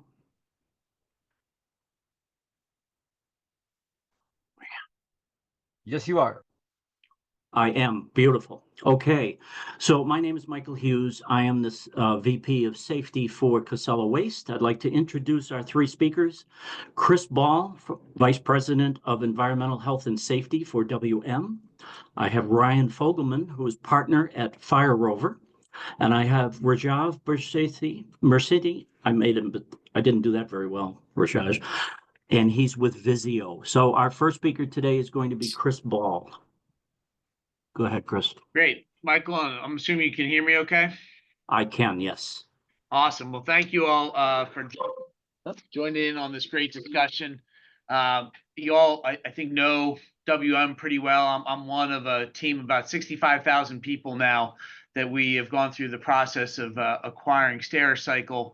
Amongst our assets include about 25,000 trucks now, again, with the acquisition of Stericycle, that link into 260 odd operating landfills and 100 plus recycling facilities and almost 50 organics facilities now. We have a really nice collection of corporate commitments that we've made, from committing to make sure that material is repurposed in our recycling realm, energy is renewable with our commitment to enhanced use of renewable natural gas. But most importantly for this conversation is the concept of communities thriving. And core to that is making sure that we drive an effective safety culture within WM. And we're really acting as a steward to our communities, around us, and protecting them. And obviously, there isn't much more of an immediate threat to communities than if fires break out in them. So this panel, I think, is really important and timely here.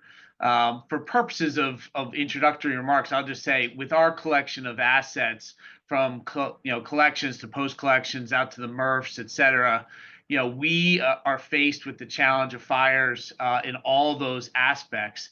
And I would just say that the most important element of that in terms of our program is a commitment to being proactive in recognizing the threat of fires, and teeing your team up to be ready to handle them and reduce the occurrence of them wherever possible, as opposed to a reactive culture. And in each one of those, I think you want to focus on what we would all, and I think you would all acknowledge, is the sort of typical big three: people, processes, and resources.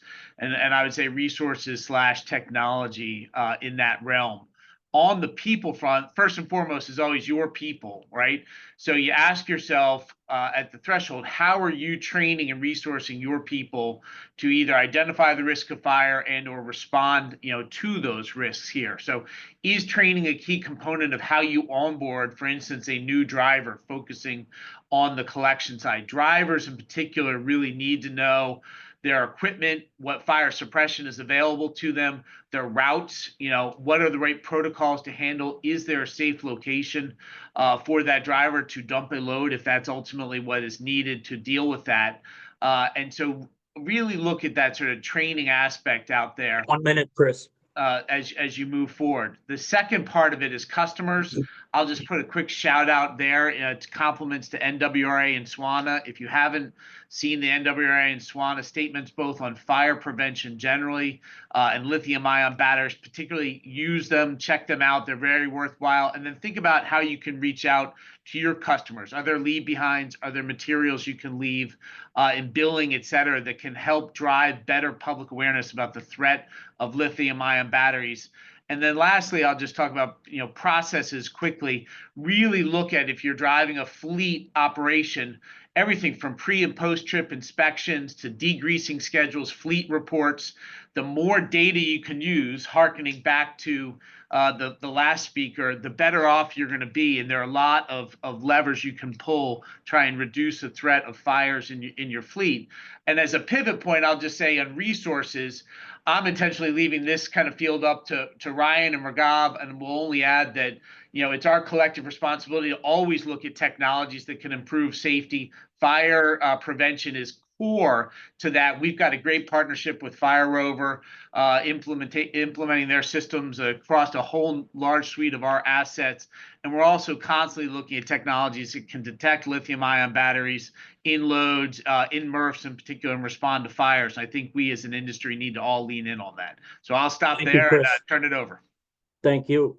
Okay, our next speaker will be Ryan Fogelman. He's a partner at Fire Rover. Off you go, Ryan. Mute. I can hear you. Someone keeps unmuting me. Got it. We're good. Can you hear me? Yes. Okay, perfect. All right. So I've been doing the reported fires or consolidating the reported fires. So data is the biggest piece here. And again, I'm going to move relatively fast. I just published my 8th annual report. This has been 8 years of consolidating all publicly reported fires. If you want a copy, I mean, you can find it relatively easy, and it's also on Amazon. It's the number 1,554th bestseller. So every time I sell one of those, I mean, it really moves me up. So this year, unfortunately, we saw more fires. And again, you know, as Chris said, I mean, you know, we're protecting about 7% of the waste and recycling operators in the US. And again, I do believe it comes down to 3 things, right? Like for us, it's education, it's operational best practice, like doing your best not to have a fire, and then it's technology. But really, you know, to take 2 steps back, right? You got to look at it from your perspective. How are you fighting your fires? I understand how you're preventing them, but how are you fighting them? And who is your front lines? Because the reality is that your front line can be your fire department at 2 in the morning, or your front line can be a Fire Rover system that actually fires and shoots and does everything we need to do. And really, the fire department is really backup to that. And again, I'll get into that a little bit. What's causing the fires? Really, it's 50% lithium-ion batteries. It's 50% traditional hazards, hot and dry environments. We did see, again, these are the fires this year. So all this is in my annual report, all 100 pages. If you're bored, I do talk about the vape effect this year, where the reason I think we're seeing a 19% increase in fires this year over last year, and our averages are up about 18.5 from these 3 years over the first 5, is really the fact that there's 1.2 billion vapes that are being entered into our waste and recycling stream, and there are no drop-offs, right? So you can't drop off a vape in the United States unless you bring it to an incinerator or a household hazardous waste drop-off, and there's 1 minute, not many Ryan. of them. So we need to do that. The big thing for us is really we fight these fires, right? So, you know, FM certified, we're finally listening, right? And really, I think, you know, it comes down to a couple things. We had FM approve our entire solution. We had to go down 6 different standards. So all the different pieces of our system that puts fires out.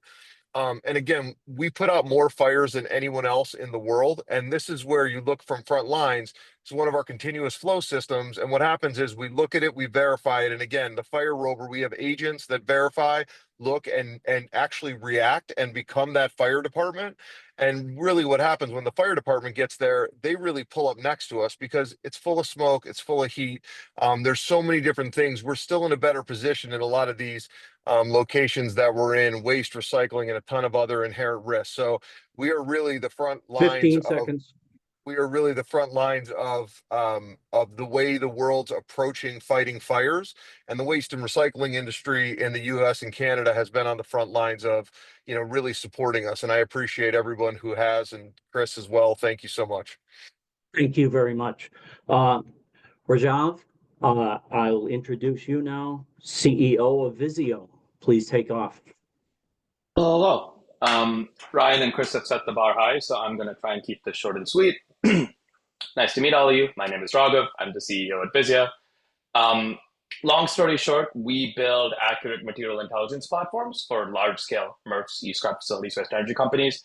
Simple version, what that means is we install X-rays and cameras at points of ingress of material, so places where material comes into your facility, pre-sort conveyors, inbound lines, tip floors, so on and so forth, and we look for the bad things.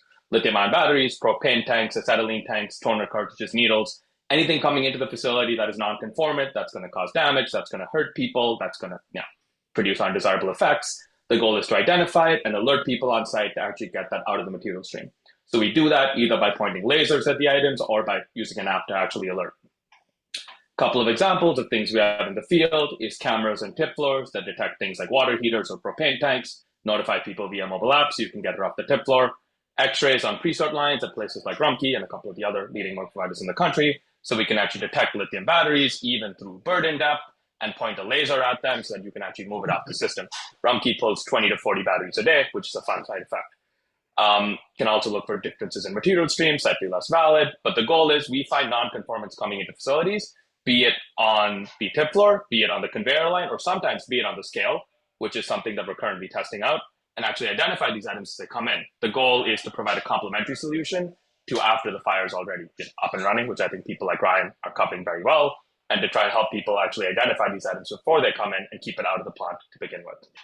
I joke and call us a well-kept secret because we've had the good fortune of not really needing a sales and marketing team and still being able to actually deploy this across the country. So we've had the good fortune of protecting close to 25 sites over the last 24 months, which is on average a site and a half a month. We've worked with people in the e-scrap space, for example, which sort of shred material and have batteries in their inbound, and we're able to point lasers to help them remove it. So we've had customers that have had thermal events fairly frequently, as is with e-scrap shredding, and have that number go down to zero. Also ended up working with Rumpke in Cincinnati, which is of course a large MRF provider in the Midwest, where we help them remove anywhere between 20 and 40 batteries a day. So the idea in a system like this is the material is actually coming in on the pre-sort, we x-ray all of it, we figure out what all the items are, we find anything that's hazardous or anything that's non-conformant, and we basically point a laser and track that laser on the item. So I have a little bit of a cool video for those that are curious / not bored, but this is what that actually looks like. So 1 minute, Michael. Oh, no? Okay, cool. Yes, so what you're about you're to see right here is a laser pointer sort of on the conveyor line, and what you're about to find is the individual on the pre-sort. Spent a lot of time with in this specific case because this was one of our first systems, actually eventually flip over that piece of cardboard and then find the battery underneath it. This whole video is slowed down because this line moves at like 180 feet per minute, so it's a little bit hard to see. You're going to see another example in a little bit where here as well, there's a battery underneath a bunch of OCC, and so this green laser dot sort of picks it up, and then this one takes them a little bit longer, but then eventually we're able to actually pull the item out and ideally stop bad situations from happening at the plant. Had the good fortune of doing this sort of across the board for a while now. There's definitely a lot we've learned about really what it takes to build and maintain AI systems that are reliable and accurate at scale. We can't really make mistakes, unlike I think a lot of other people that build systems. There's a ton of learnings there. We wake up every morning excited to hopefully make recycling facilities slightly safer and slightly more efficient to operate in. That's the short version. Slides will be in the comments for those who are interested. Thank you very much, Rajat. That was great. Okay, so we're going to move quickly on to, I have 4 questions that are the most popular questions. So I'm going to ask the question, and then one of the experts, these are the top people in the field in this industry as well as other industries. So one of them will pick off the question. First question is, what are the top factors that contribute to facility fires and landfill fires? Gentlemen? Chris? Ryan, why don't you go facility fire? I can speak landfill. There we are. Yeah, and I mean, I truly think, it's a lot of batteries and a lot of traditional hazards. So, I have videos of like fireworks that just went off in sites. And I mean, we have so many different things. But again, I mean, I think it's all the non-traditional and it's all of the lithium ion batteries. And really, when you're looking at it, it's a lot of accelerants. And again, I think most importantly, when you start talking about like, how do we solve the problem? It's education, but it's not just curbside. It's also educating your businesses, because that's a huge percent of this, right? It's educating your business customers to make sure that you get non-contaminated material.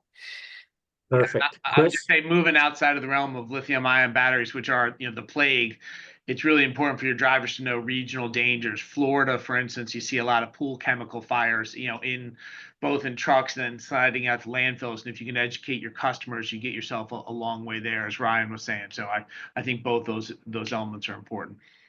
Very good. Thank you. Question number 2, what are the best ways to prevent facility and landfill fires before they start, and can it truly be prevented? I think we should let Raghav take a shot at this. I mean, he's got a pretty layup answer there. Yeah, I hate answering questions with talk to me because I think that's often the wrong answer. I will say it depends on operational constraints. So for example, we're working with a large waste energy facility to put a cargo scanner on their scale. Theoretically, at that point, any battery coming in on any truck, I'm going to know at the scale and I'm going to be able to reject it. That being said, if the facility itself is not allowed to reject material, then what are you going to do, right? So I think one piece is technology to detect, and one piece is how do we build operational constraints or protocols around making that detection actually efficient. The reason we like the pre-sort so much for the MRF environment is because you can build a system that closes the loop, right? Point the laser, pull it out, and it's gone. I think the unfortunate answer is it's complicated, but I think we end up having the right first step a lot of the time. And then it's a matter of working with all the stakeholders, whether bringing new material, whether where that material goes, and seeing what we can do to A, scan it, and B, find the bad stuff, and C, ideally, reject it or send it back to where it came from. That's great. Thank you Sorry, so much. not the best answer, but No, it that's a was great good. answer. And let me just like throw in one thing, right? Like when you're looking at creating what you specifically do, operational best practices are extremely important. And then basic fire tackling, blocking and tackling. So firewalls, proper separation, all these things that, you got to make sure that your hazard is a hazard you're trying to protect, and you're not just trying to get through and, throw in a sprinkler just because you meet code. Because again, you need something that's going to like deal with the inherent risk that we have, and it is inherent. We're going to have fires no matter what, right? It's just a question of how many and how bad did they get. Very good. Thank you. Question number 3, how does an organization educate the public effectively about not putting these items in the trash or recycling? Yeah, I'll just say that there's no single answer to that. I think we've all sort of coalesced around a shotgun approach. The answer is it's your responsibility to do as much means of communication and education as possible. I mentioned NWRA and SWANA earlier. They've got materials out there. They're pushing that out. Those of us who have the immediate touch with our customers, it's our responsibility to put materials up everywhere from leave behinds to billing materials, websites if you can, and you have these constant touch points where your people are interacting, with communities in normal community meetings, et cetera. Like we should take that opportunity to constantly be educating. Yeah, That's I think the big thing that I've seen on this is like if you're going to buckshot approach it, we need to make sure that we have drop-offs. And that's the problem with the vapes, right? Is that, again, it's very easy to say, hey, everybody drop your vapes here, but then if there's nowhere to drop it off, there's really no responsibility. So we really need all stakeholders across the board before we start pushing the education. We got to make sure that we, have our have our ducks in a row all the way down the line. great. I think the only thing I would add. Yeah, the only thing I would add is I think for the first time after a long time, we're able to tell people what the battery composition actually is and where it's coming from, right? So I think there's a lot of interesting information in terms of what are these things actually. For example, how many items coming in, how many batteries coming into your MRFs are from vapes versus from kids' toys versus lead acids from cars, right? And so I think we found a ton of interesting information, especially as we get involved with our customers material audit and waste audit process, where we can actually give data back to customers and say, hey, in this zip code, there's a weird number of kids' toys in your municipal recycling. Maybe that's something we want to do about that. Maybe in this one, it's vapes, right? So to echo Ryan's point, we need to be able to localize what's causing the problem and then sort of hit it systematically, because it is bursts of specific items. It's not a mix of everything. Every region has their own weird battery contributor, effectively, in our opinion. Absolutely. Yeah, I Well, thank you. agree with that 100%. Thank you. Number 4, when a truck fire occurs, what are the first steps to take to handle the situation? And the same question for facilities and landfill. And Michael, I feel like you should almost answer this one. You got plenty of experience in the realm, but I'll take a first crack saying the key to us is always making sure that your employees know that their safety comes first, right? That they're not going to do anything that jeopardizes their own safety in dealing with either a facility or a truck fire. Moving from that key premise, we have a set, protocols out there for dealing with fire in a cab, in an engine versus, in the body or the box of a truck. The typical steps, if it's a box, body of the truck fire, is to pack the load down, find a safe space, where you can discharge a hot load if possible. And that's also key, even if it's an engine fire. So you got to really have your drivers teed up, trained to know their routes, know where there are safe places that they can either pull aside just for themselves to turn off the truck and wait for help versus discharge, a hot load there. And on the facility side, it's really tricky because everybody's inclination, dedicated employees, they want to go put out a fire, grab a garden hose and run into a waste mess. And so part of the key element there is making sure they know what not to do despite their kind of best intentions in there. I would say that's the key part. Great. I just would like to add on to that just slightly. So what we need to do is every fire, every time, call the fire department. I don't care if it's a coffee cup on fire or it's an entire facility on fire. And the rules are stay alive, protect yourself first, call dispatch, get the fire department on the way. And then, as Ryan had said, is segregate things, right? So segregate the hazards. If you can separate the fire from the building, that's great. If you could separate the building from the fire. So we mentioned dump the load. So you dump the load if it happens to be a truck, facilities and things. If you do have fire over, it does that part for you. Right? It's already on it. It's already doing extinguishment. It's what I'll call the pre-fire department, right? They're already working on the fire, and most of the time it's either under control or out when the fire department gets there, but we work together with those type of folks. So that's what we have. A landfill fire is a little bit different, right? You have to bury that, get rid of the oxygen, hold on to it until you're ready to fight the fire. Not all fires get fought right away. You have to get yourself set up and get it ready. So is there another expert on that would like to jump on that? Well, and again, I mean, I agree with you 100% on like facility fires. And I mean, the reality is that you need to call the fire professionals, I mean, unless there aren't any fire professionals, which about 70% of our country doesn't have that. So, I mean, being prepared, I think one of the things is having the tools for your guys that allow them to safely fight fires from 90 feet away versus from, 6 feet away. And I know that, Chris has a ton of CAF systems on their tip floors and others.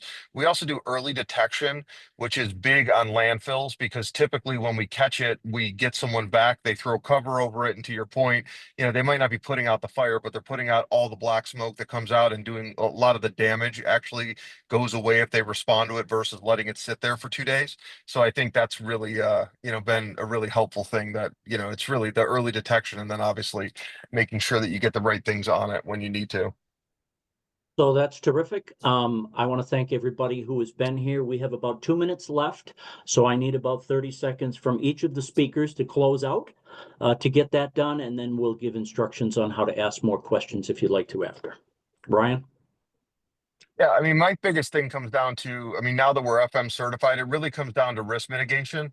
We've had 2 catastrophic losses in 10 years with our customers. So the reality is that, everyone now, I mean, everyone's getting prescriptive savings, but really like the cost for our system is actually paid for through the risk mitigation that the insurance company gets. So, it's been 10 years. But I mean, like I said, we fight more fires than anyone else in the world on the front lines, right? And we know what to hit, what not to hit. We use an average of 440 gallons. We don't hit people, right? So, I mean, it really is the new way of firefighting in industrial and outdoor applications. Perfect. Thank you. Rajaj?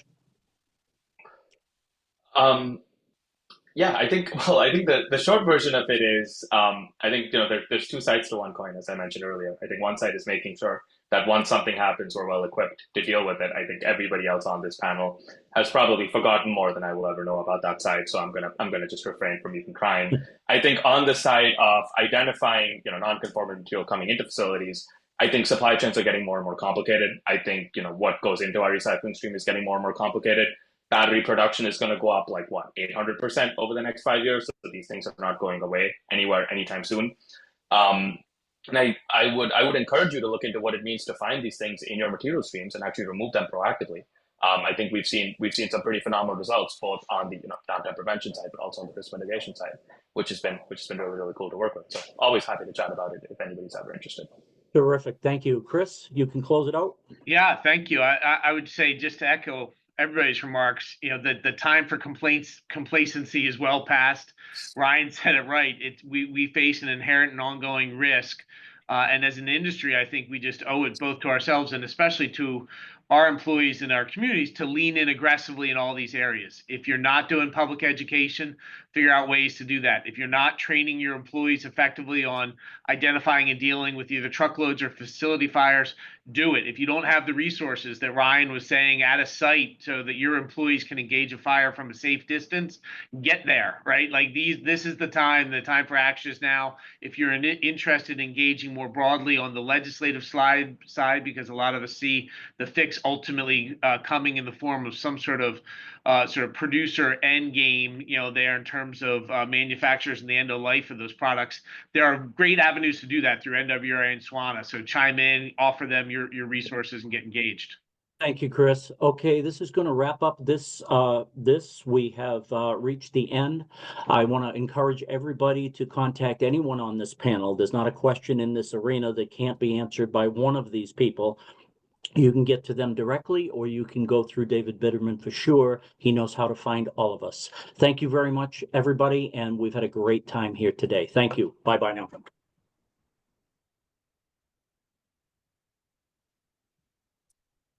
Thank you so much, Michael, Chris, Ryan, and Raghav, for a great discussion on a topic that's definitely affecting all parts of the industry every day. Our next speakers will talk about post-collection safety. Mitch Cowart is the Senior Sales and Marketing Strategy Consultant for Caterpillar, and Clay Lane is Senior Sales Support Consultant Waste Application for Caterpillar. Mitch and Clay, I turn it over to you. For the opportunity to be here. So we'll go ahead and get started real quick. I'm going to talk for a quick couple minutes on just some basic safety stuff that we definitely see in the landfill. And as far as when we go in and do some operator training, do some safety training, and what we see, and then I'll turn it over to Mitch, and he's going to talk about some of that technology. Okay. All right. I don't see the slides. Are the slides up? Yeah, I'm working on it. Here we go. Okay. Sorry. So real quick, what Mitch is that way he brings that up. So when we go in there and we're working with operators and we're looking in the landfill, right, there's really three main causes for accidents. This is what I call safety basics. The three main causes for accidents from in the landfill, transfer station, or the MRF is either the machine, whether the brakes, the hydraulic lines are going to go out, causing an accident. Weather is going to roll in real quick. Underfoot conditions are going to change. Visibility is going to change. Totally has to change the way we operate that machine. So if we don't make those changes, that's going to cause an accident. But the main factor that we see is that human element. Really, that's your machine operators, that's truck drivers, really anybody on site that's in that landfill, right, that is around the machines, the transfer stations. But really, we find about 80% of all those accidents are really caused by that human element. So there's a lot of opportunity there to help eliminate some of those accidents because so many of them are caused simply by us working around it. Sticking with that safety basics, looking at some of that operational safety, cleaning your windows, check your work area out throughout the day. But the big thing that we look at as well is, it sounds simple, right? Look in reverse before moving in reverse. Very easy. When that operator's out there on the machine, whether it's the compactor, whether it's the dozer, whether it's a wheel loader in the transfer station, gets to the end of the run, reaches down with that left hand, flips it in reverse, starts moving that machine in reverse, and then starts to turn around as he is moving that machine. Well, typically that's about 3 to 5 seconds before he'll fully see behind him or her, in that machine before they get full visibility if they start doing that. So some of the things to look at, look in reverse before you move that machine, just some of those simple safety basics. So with that, I think and then dismounting. Here's something interesting too. We talk about 3 points of contact, right? 2 hands and a foot, 2 feet and a hand. But basically, before I get out of that machine, lower all the implements, shift to neutral, set the parking brake. Once again, sounds very basic. However, you can go back and look at fatalities in the industry and with equipment throughout the year, and you'll find it a couple of cases where that machine moved and an operator was killed by his own machine because one of those things didn't happen.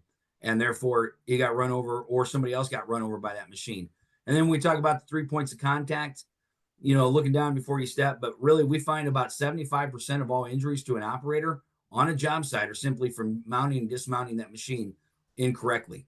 So those are some of the safety basics right there. Mitch, take it away, buddy. Tell us about some of your good technology coming out, my friend. Hey, thanks, Clay. Before I get into the technology, I just like to talk a little bit about the way human beings see. You know, there's a cluster of phenomenon related to the complex and sometimes flawed nature of human perception. What I mean is we don't always see things as the way they really are. And that's why we say the ump needs glasses. Some of the phenomenon that frustrate accurate human perception include the constructive nature of our perception system, the optimism bias, change blindness, the confirmation bias, and also inattention blindness.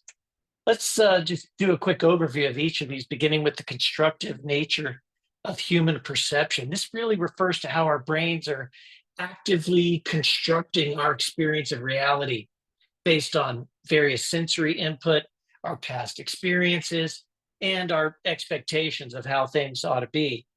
And this means that what we perceive isn't a direct reflection of the external world, but it's really influenced by our cognitive processes. And for example, I bet your brain is constructing a comprehensible paragraph, even though in reality, this one is incomprehensible. Further, your brain is probably constructing a cube from these circles with lines on them, but of course there is no cube there. So I'm not trying to be clever, but I'm trying to point out some of the challenges that our heavy equipment operators experience just as part of being human and the way their perception system works. Another one is the optimism bias. And this is the tendency to believe that we're less likely to experience negative events and more likely to experience positive ones compared to other people. You know, bad things happen to other people, they don't really happen to me. And this bias can lead to unrealistic expectations and risk-taking behaviors. In fact, science suggests that 80% of us suffer from this optimism bias. And if we had time, one of the things I'd like to do is just take a quick survey of how many people think they're an above average driver. And when I do this in live seminars, everybody raises their hand. And from what I know about statistics, we can't all be above average. And that's an example of the optimism bias. We think bad things happen to other people.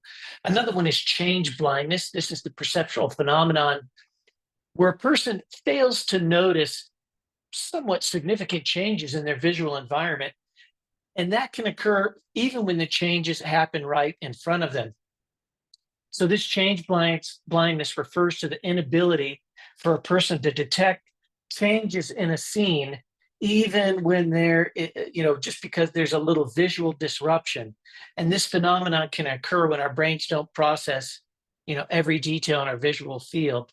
Instead, we get tunnel vision, we start focus on certain elements and rely on our memory and our expectations to just fill in the gaps of what's going on around us. And when this change occurs outside our focus of attention, we might not notice it.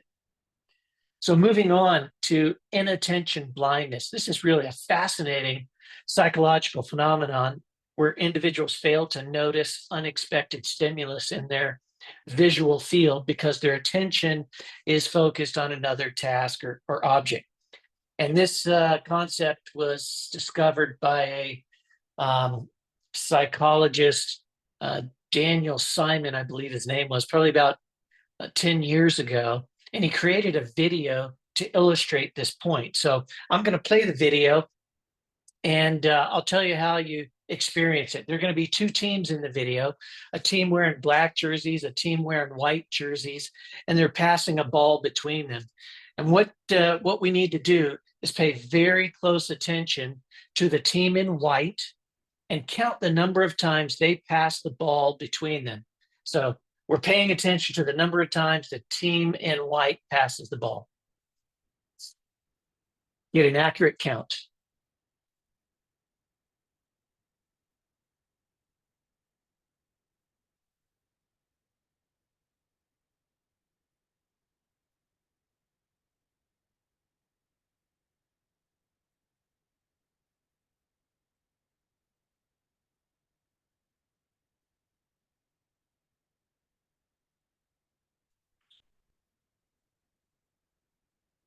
Okay, for those of you who are playing along, whoop, whoops, I didn't stop the video soon enough.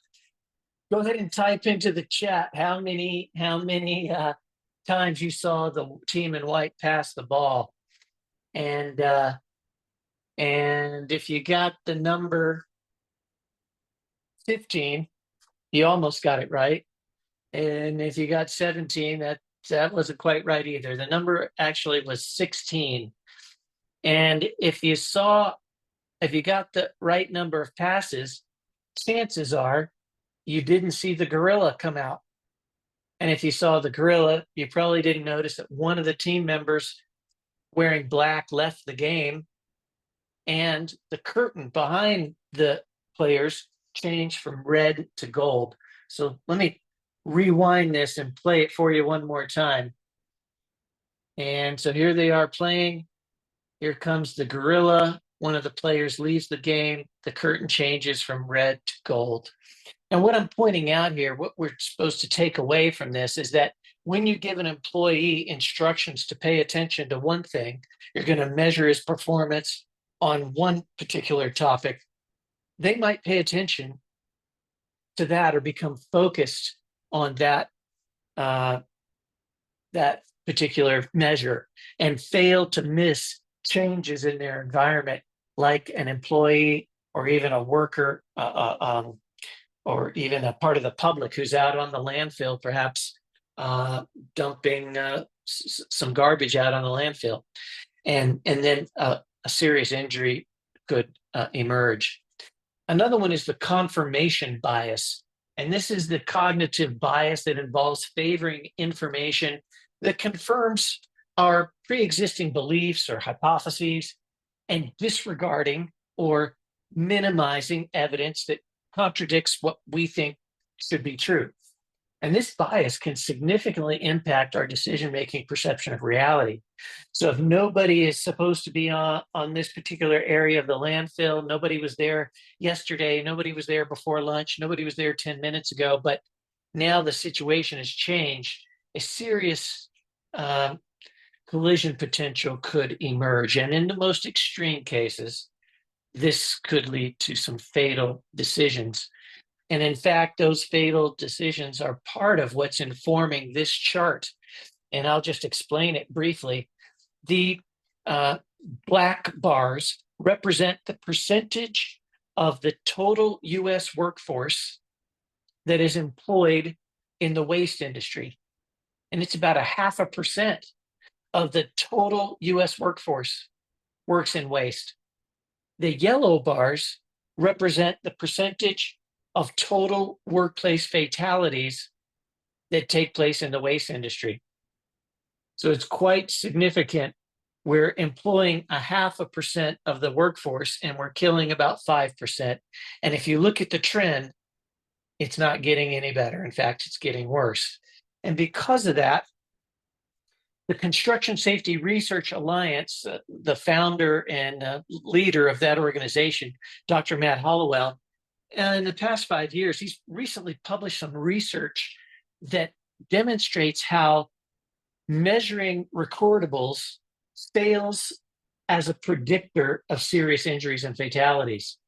It's just not a statistically valid indicator of the future. You can't predict future fatalities by looking at historical recordables. That's the essence of his research. And because of that, many in the construction industry, including Caterpillar, are beginning to focus on serious injuries and fatalities, also known in more common parlance, the stuff that kills you, or sticky situations, trying to minimize sticky situations. And what causes a sticky situation are high energy controls. We've been talking about some of those high energy controls. In fact, the panel right before ours was talking about thermal or temperature high energy, but there's also chemical and pressure and mechanical gravity. One of the ones that we'll focus on next is motion, and teaching employees to assess the presence of these high energy. High energy is what causes sticky situations. And if you could teach workers to look for high energy using this high energy wheel, that would be a great start. And then you teach them this process, this high energy controls assessment. And that is, they ask the question, is there high energy present in the work that I'm doing? If not, then this process is out of scope. Use a regular job site assessment. But if there is high pressure, high energy present, then we need to ask ourselves, are there controls in place? And are those controls timely, tangible, and targeted? And if they are, the next question is, will they be effective even when a person makes a mistake? If the answer is yes, you have a direct control, and that's the gold standard. Everybody should be aiming at direct controls which are effective even when human beings make a mistake. If we can't answer that question in the affirmative, then we need to ask ourselves, do we have alternative controls in place? And these alternative controls are comprised of two of these three bullets: a physical barrier, dedicated monitoring, a visual reminder. You must have two of the three, according to the Construction Safety Research Alliance, to have an effective alternative controls. And again, these controls must be timely, tangible, and targeted.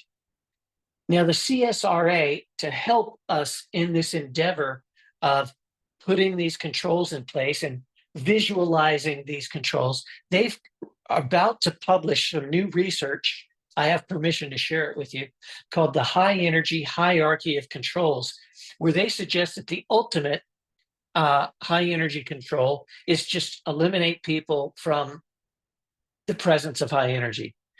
And I don't know how many of you have job sites where no people are present, but there aren't too many that I know about in the world. There are a few that I can tell you about, but there aren't very many. So because that's not practical at this stage of development and human evolution and technological evolution, well, let's move on down the hierarchy. The next one is to mitigate high energy.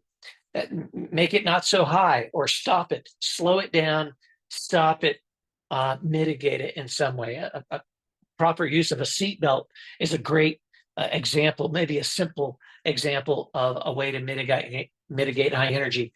And then finally, a way to isolate people from high energy, just really keeping where the people are working separate from where the high energy source is. And honestly, as I paid attention to that last presentation and the technology that could identify where the lithium batteries were, as an example, they could begin to separate lithium batteries from the other material. That's a way to sort of begin to isolate people, not in the immediate moment when they start separating those materials, is a great way to practice, for example, these controls. And when you can have these first three, by their definition, are a direct control, meaning they're effective even when someone makes a mistake. So that's really the gold standard. That's what you're looking for. If you can't have a direct control, then you need an alternative control. And those are, again, meeting this definition of the presence of two out of these three. And it turns out that those meet perfectly Caterpillar's definition or characteristics of our suite of technology-enabled safety solutions that we call DETECT. DETECT is a suite of onboard technologies that supplement operator attention, situational awareness, and perception, and give our customers power to see, power to mitigate, and power to manage these previously undetected hazards. And we call it DETECT because studies show that field workers can only identify about 45% of job site hazards. And I quote the study there at the bottom of the slide. And what that means is 55% of our job site hazards go undetected by workers. So we need to supplement their perception systems, their attention, their perception, their situational awareness. That's why I started off my talk the way I did, just to show that that human beings naturally fail to identify all the hazards around them. And so they could use some technology. One of the ones that I want to share with you today that I'm most excited about is people detection. And this is a smart camera-based detection system that identifies when human beings are in the danger zone behind the machine. It's a pretty elegant system.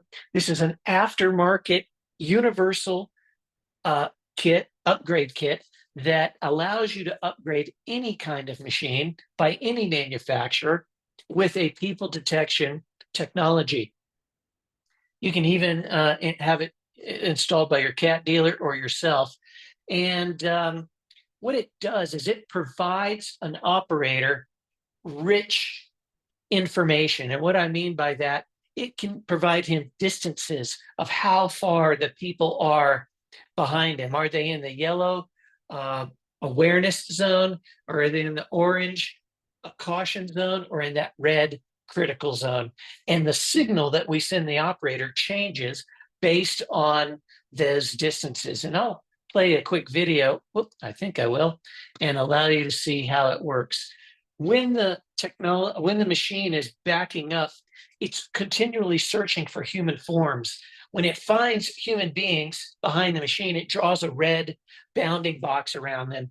If the operator doesn't slow or changes direction, then we send him this signal. We say, hey, really, caution, there's people behind you. If he doesn't stop or change his trajectory, we escalate the alert to a solid tone, and we trigger an external alarm to warn that person on the ground that they're in the wrong place at the wrong time. And this technology, like I said, is available from the factory as an aftermarket universal kit, but we also have factory fit solutions, especially for like D5 to D8 dozers, where you can get 360 vision with people detection. And as a mitigation solution, we now have wheel loaders 950 to 982 that will prevent a machine from moving when it detects a collision potential behind it. So the machine's looking for objects and people behind it. If it detects something, it prevents the machine from moving. Even if the operator makes a mistake and tries to reverse the machine, inhibit will inhibit its motion. And that, again, is available 950 to 982, and it's using that people detection technology. And then finally, we have retrofit kits. So if you have a little bit older machines, D5 to D8, and you like that people detection, we can get you a retrofit kit that's machine specific, or motion inhibit for your older 950 to 982, not a lot older, but a little bit older. And then finally, these technologies by the end of the year will be reporting into VisionLink.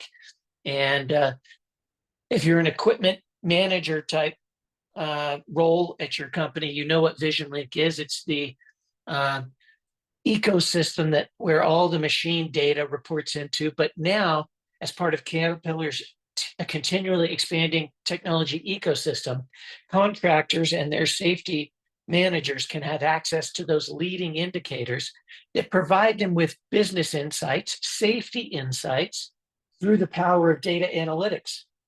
Insights to enable decision-making and inform continuous improvement and drive the behavior change into your workflow to help you achieve those safety outcomes that you're looking for.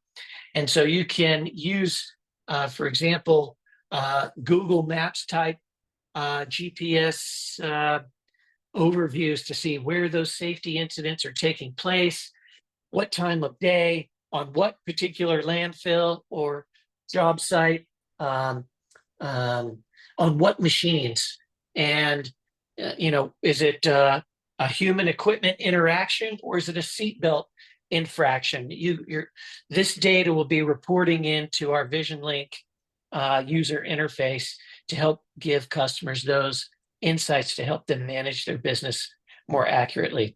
So that's just some of the exciting stuff. We have a lot more that I'd like to share with you, but I thought that would be a quick overview just to give you a quick visibility into where CAT is headed to help our customers minimize or detect those sticky situations and mitigate the high energy that is causing those sticky situations. So thanks for your time. Well, thank and you. attention. Thank you both, Mitch and Clay, for joining us today to cover post-collection safety. And you shared some great information that hopefully some of the attendees will take back to the organizations. And if you have any questions for our speakers, feel free to put them in the chat box. Feel free to contact them and they will answer any questions that you may have. Absolutely. Thank you. Thank you. Our final speaker of the day is Jerry Shogren, who is the Senior Director of Safety here from the Recycled Manufacturer Materials Association, formerly known as ISRA, who will give an overview of REMA's safety program. Jerry, take it away. Great, thank you very much. It's great to be here. I just have a few slides that I wanted to share with everybody. And just a little bit about us. Everybody see that? Great. So the Recycled Materials Association, we were ISRI. Many of you knew us as that. We rebranded a year ago, more in keeping with our mission. And we have about 1,700 members worldwide with thousands of facilities and thousands of employees. And one of the things that I'm most proud of is probably about 15 years ago, our board of directors got together and decided to make a major change in our philosophy. And that is safety is a core value, not a priority. Why? Because priorities change. And, it really speaks to what our mission is and what we believe.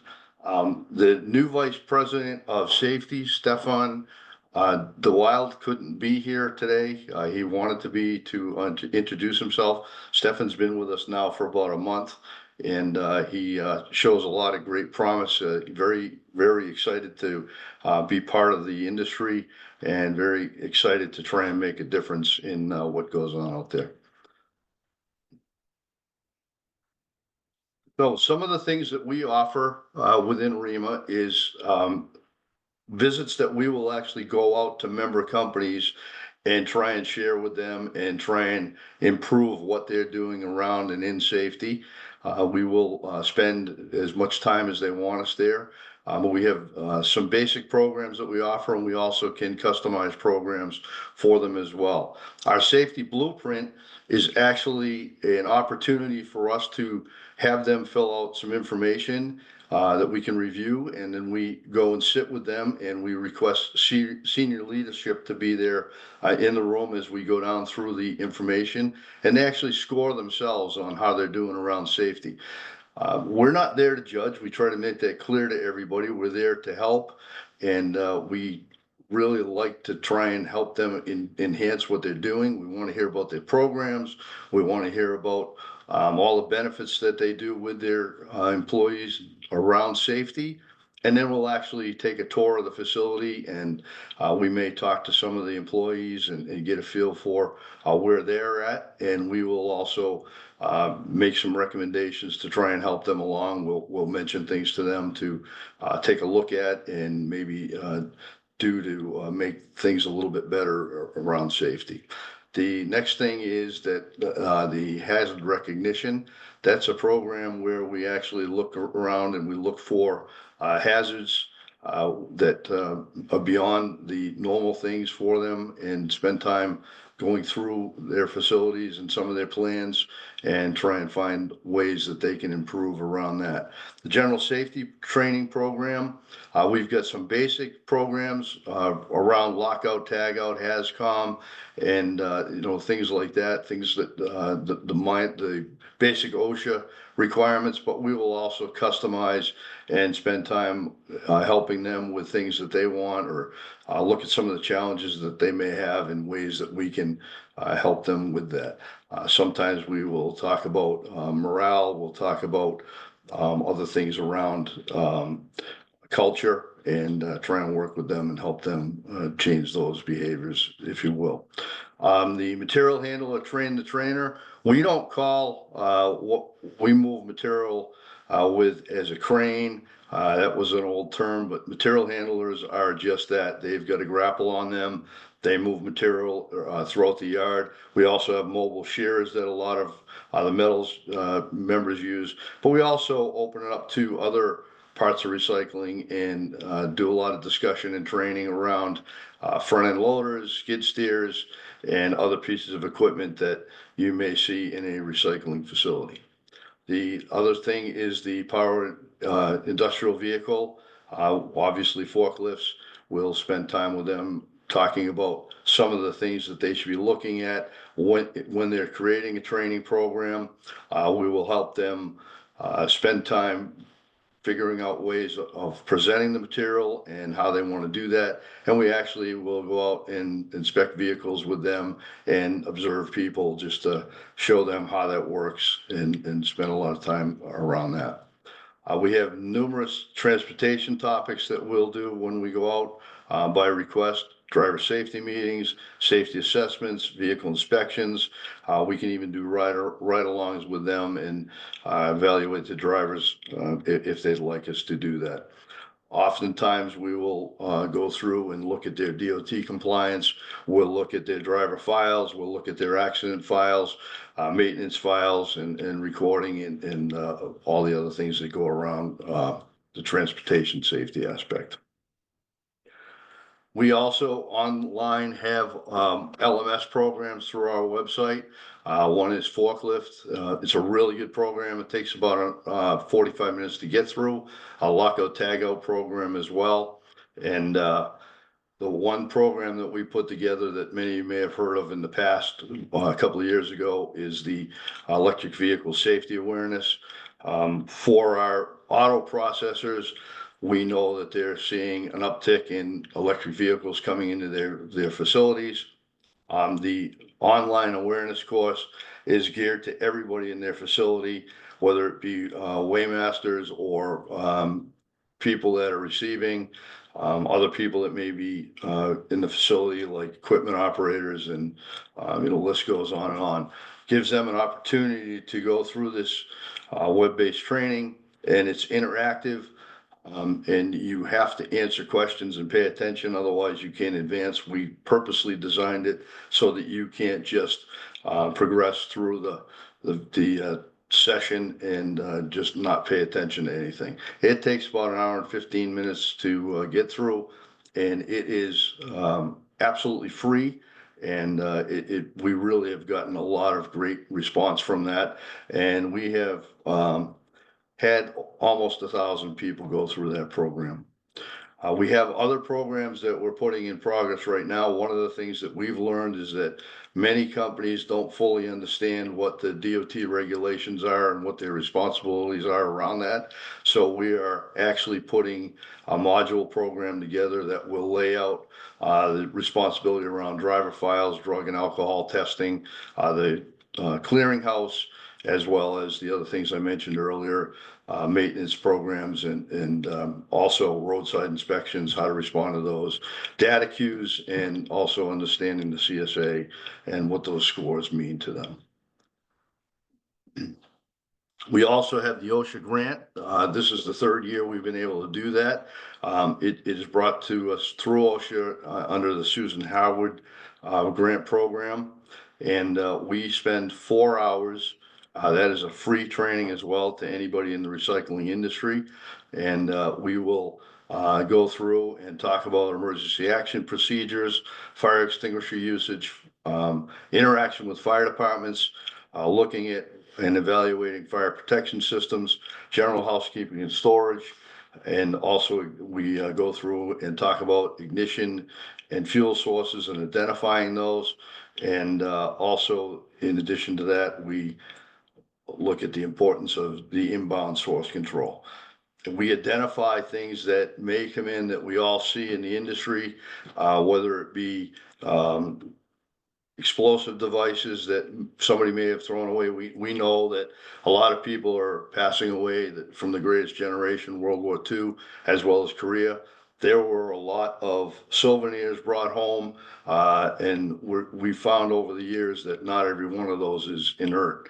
And so we bring attention to that. We also bring attention to dealing with compressed gas cylinders, propane cylinders, and other things, and how to identify them and teach their folks all around that. The idea is for people that go through that class to bring information back to their facilities and actually put together a emergency action plan. And lastly, this is our contact information. Those who know me know I'm passionate about safety in the industry, and they know that I am willing to help anybody. So please reach out to any one of us.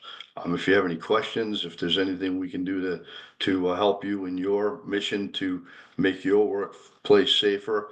The other thing that I've said for my whole career is, if we don't interact and work together and share information, we're never gonna make the industry safer. So, open book, and I ask all of you to look for somebody that you can mentor and share with, and share the messaging around safety, and maybe make a little bit of a difference or a big difference in our industry. And that's what I have. Thank you very much. Thank you, Jerry, so much for sharing all that information. I'm sure there's some people that were not aware of all those great resources that REMA has, and it was excellent. So that actually wraps up our safety summit for today. David, would you like to say a few words? Oh, thank you, Angelina. Jerry, great presentations. Thank you. This has been really quite an extraordinary 2.5 hours. We could have done 2.5 days on this and still not completely dove into all of the safety issues that the industry faces. Please put your questions in the chat if you have questions, and one of the panelists will respond to them. It was interesting. I don't think anybody mentioned lockout tagout. I don't think anybody mentioned confined space. I don't think anybody mentioned hazard communication, yet those are all significant safety issues and OSHA compliance issues for our industry. Let's keep those in mind. I hope everyone here takes the information that was provided today and uses it to focus on safety with your supervisors and frontline workers, and creates a goal of reducing the number of accidents and injuries you have in 2025 compared to 2024. Our goal as an industry absolutely needs to be to get off of this Bureau of Labor Statistics top 10 list. We simply have to do more than just putting it in a strategic plan and saying, oh, look at us, we're great. It requires all of us and all of you and the hundreds of companies and municipalities who didn't participate in today's safety summit to improve their safety culture and emphasize safety over productivity. Please do so. Nothing we do is more important than making sure all of our workers go home to their families at the end of the day, healthy, with all 10 fingers and toes.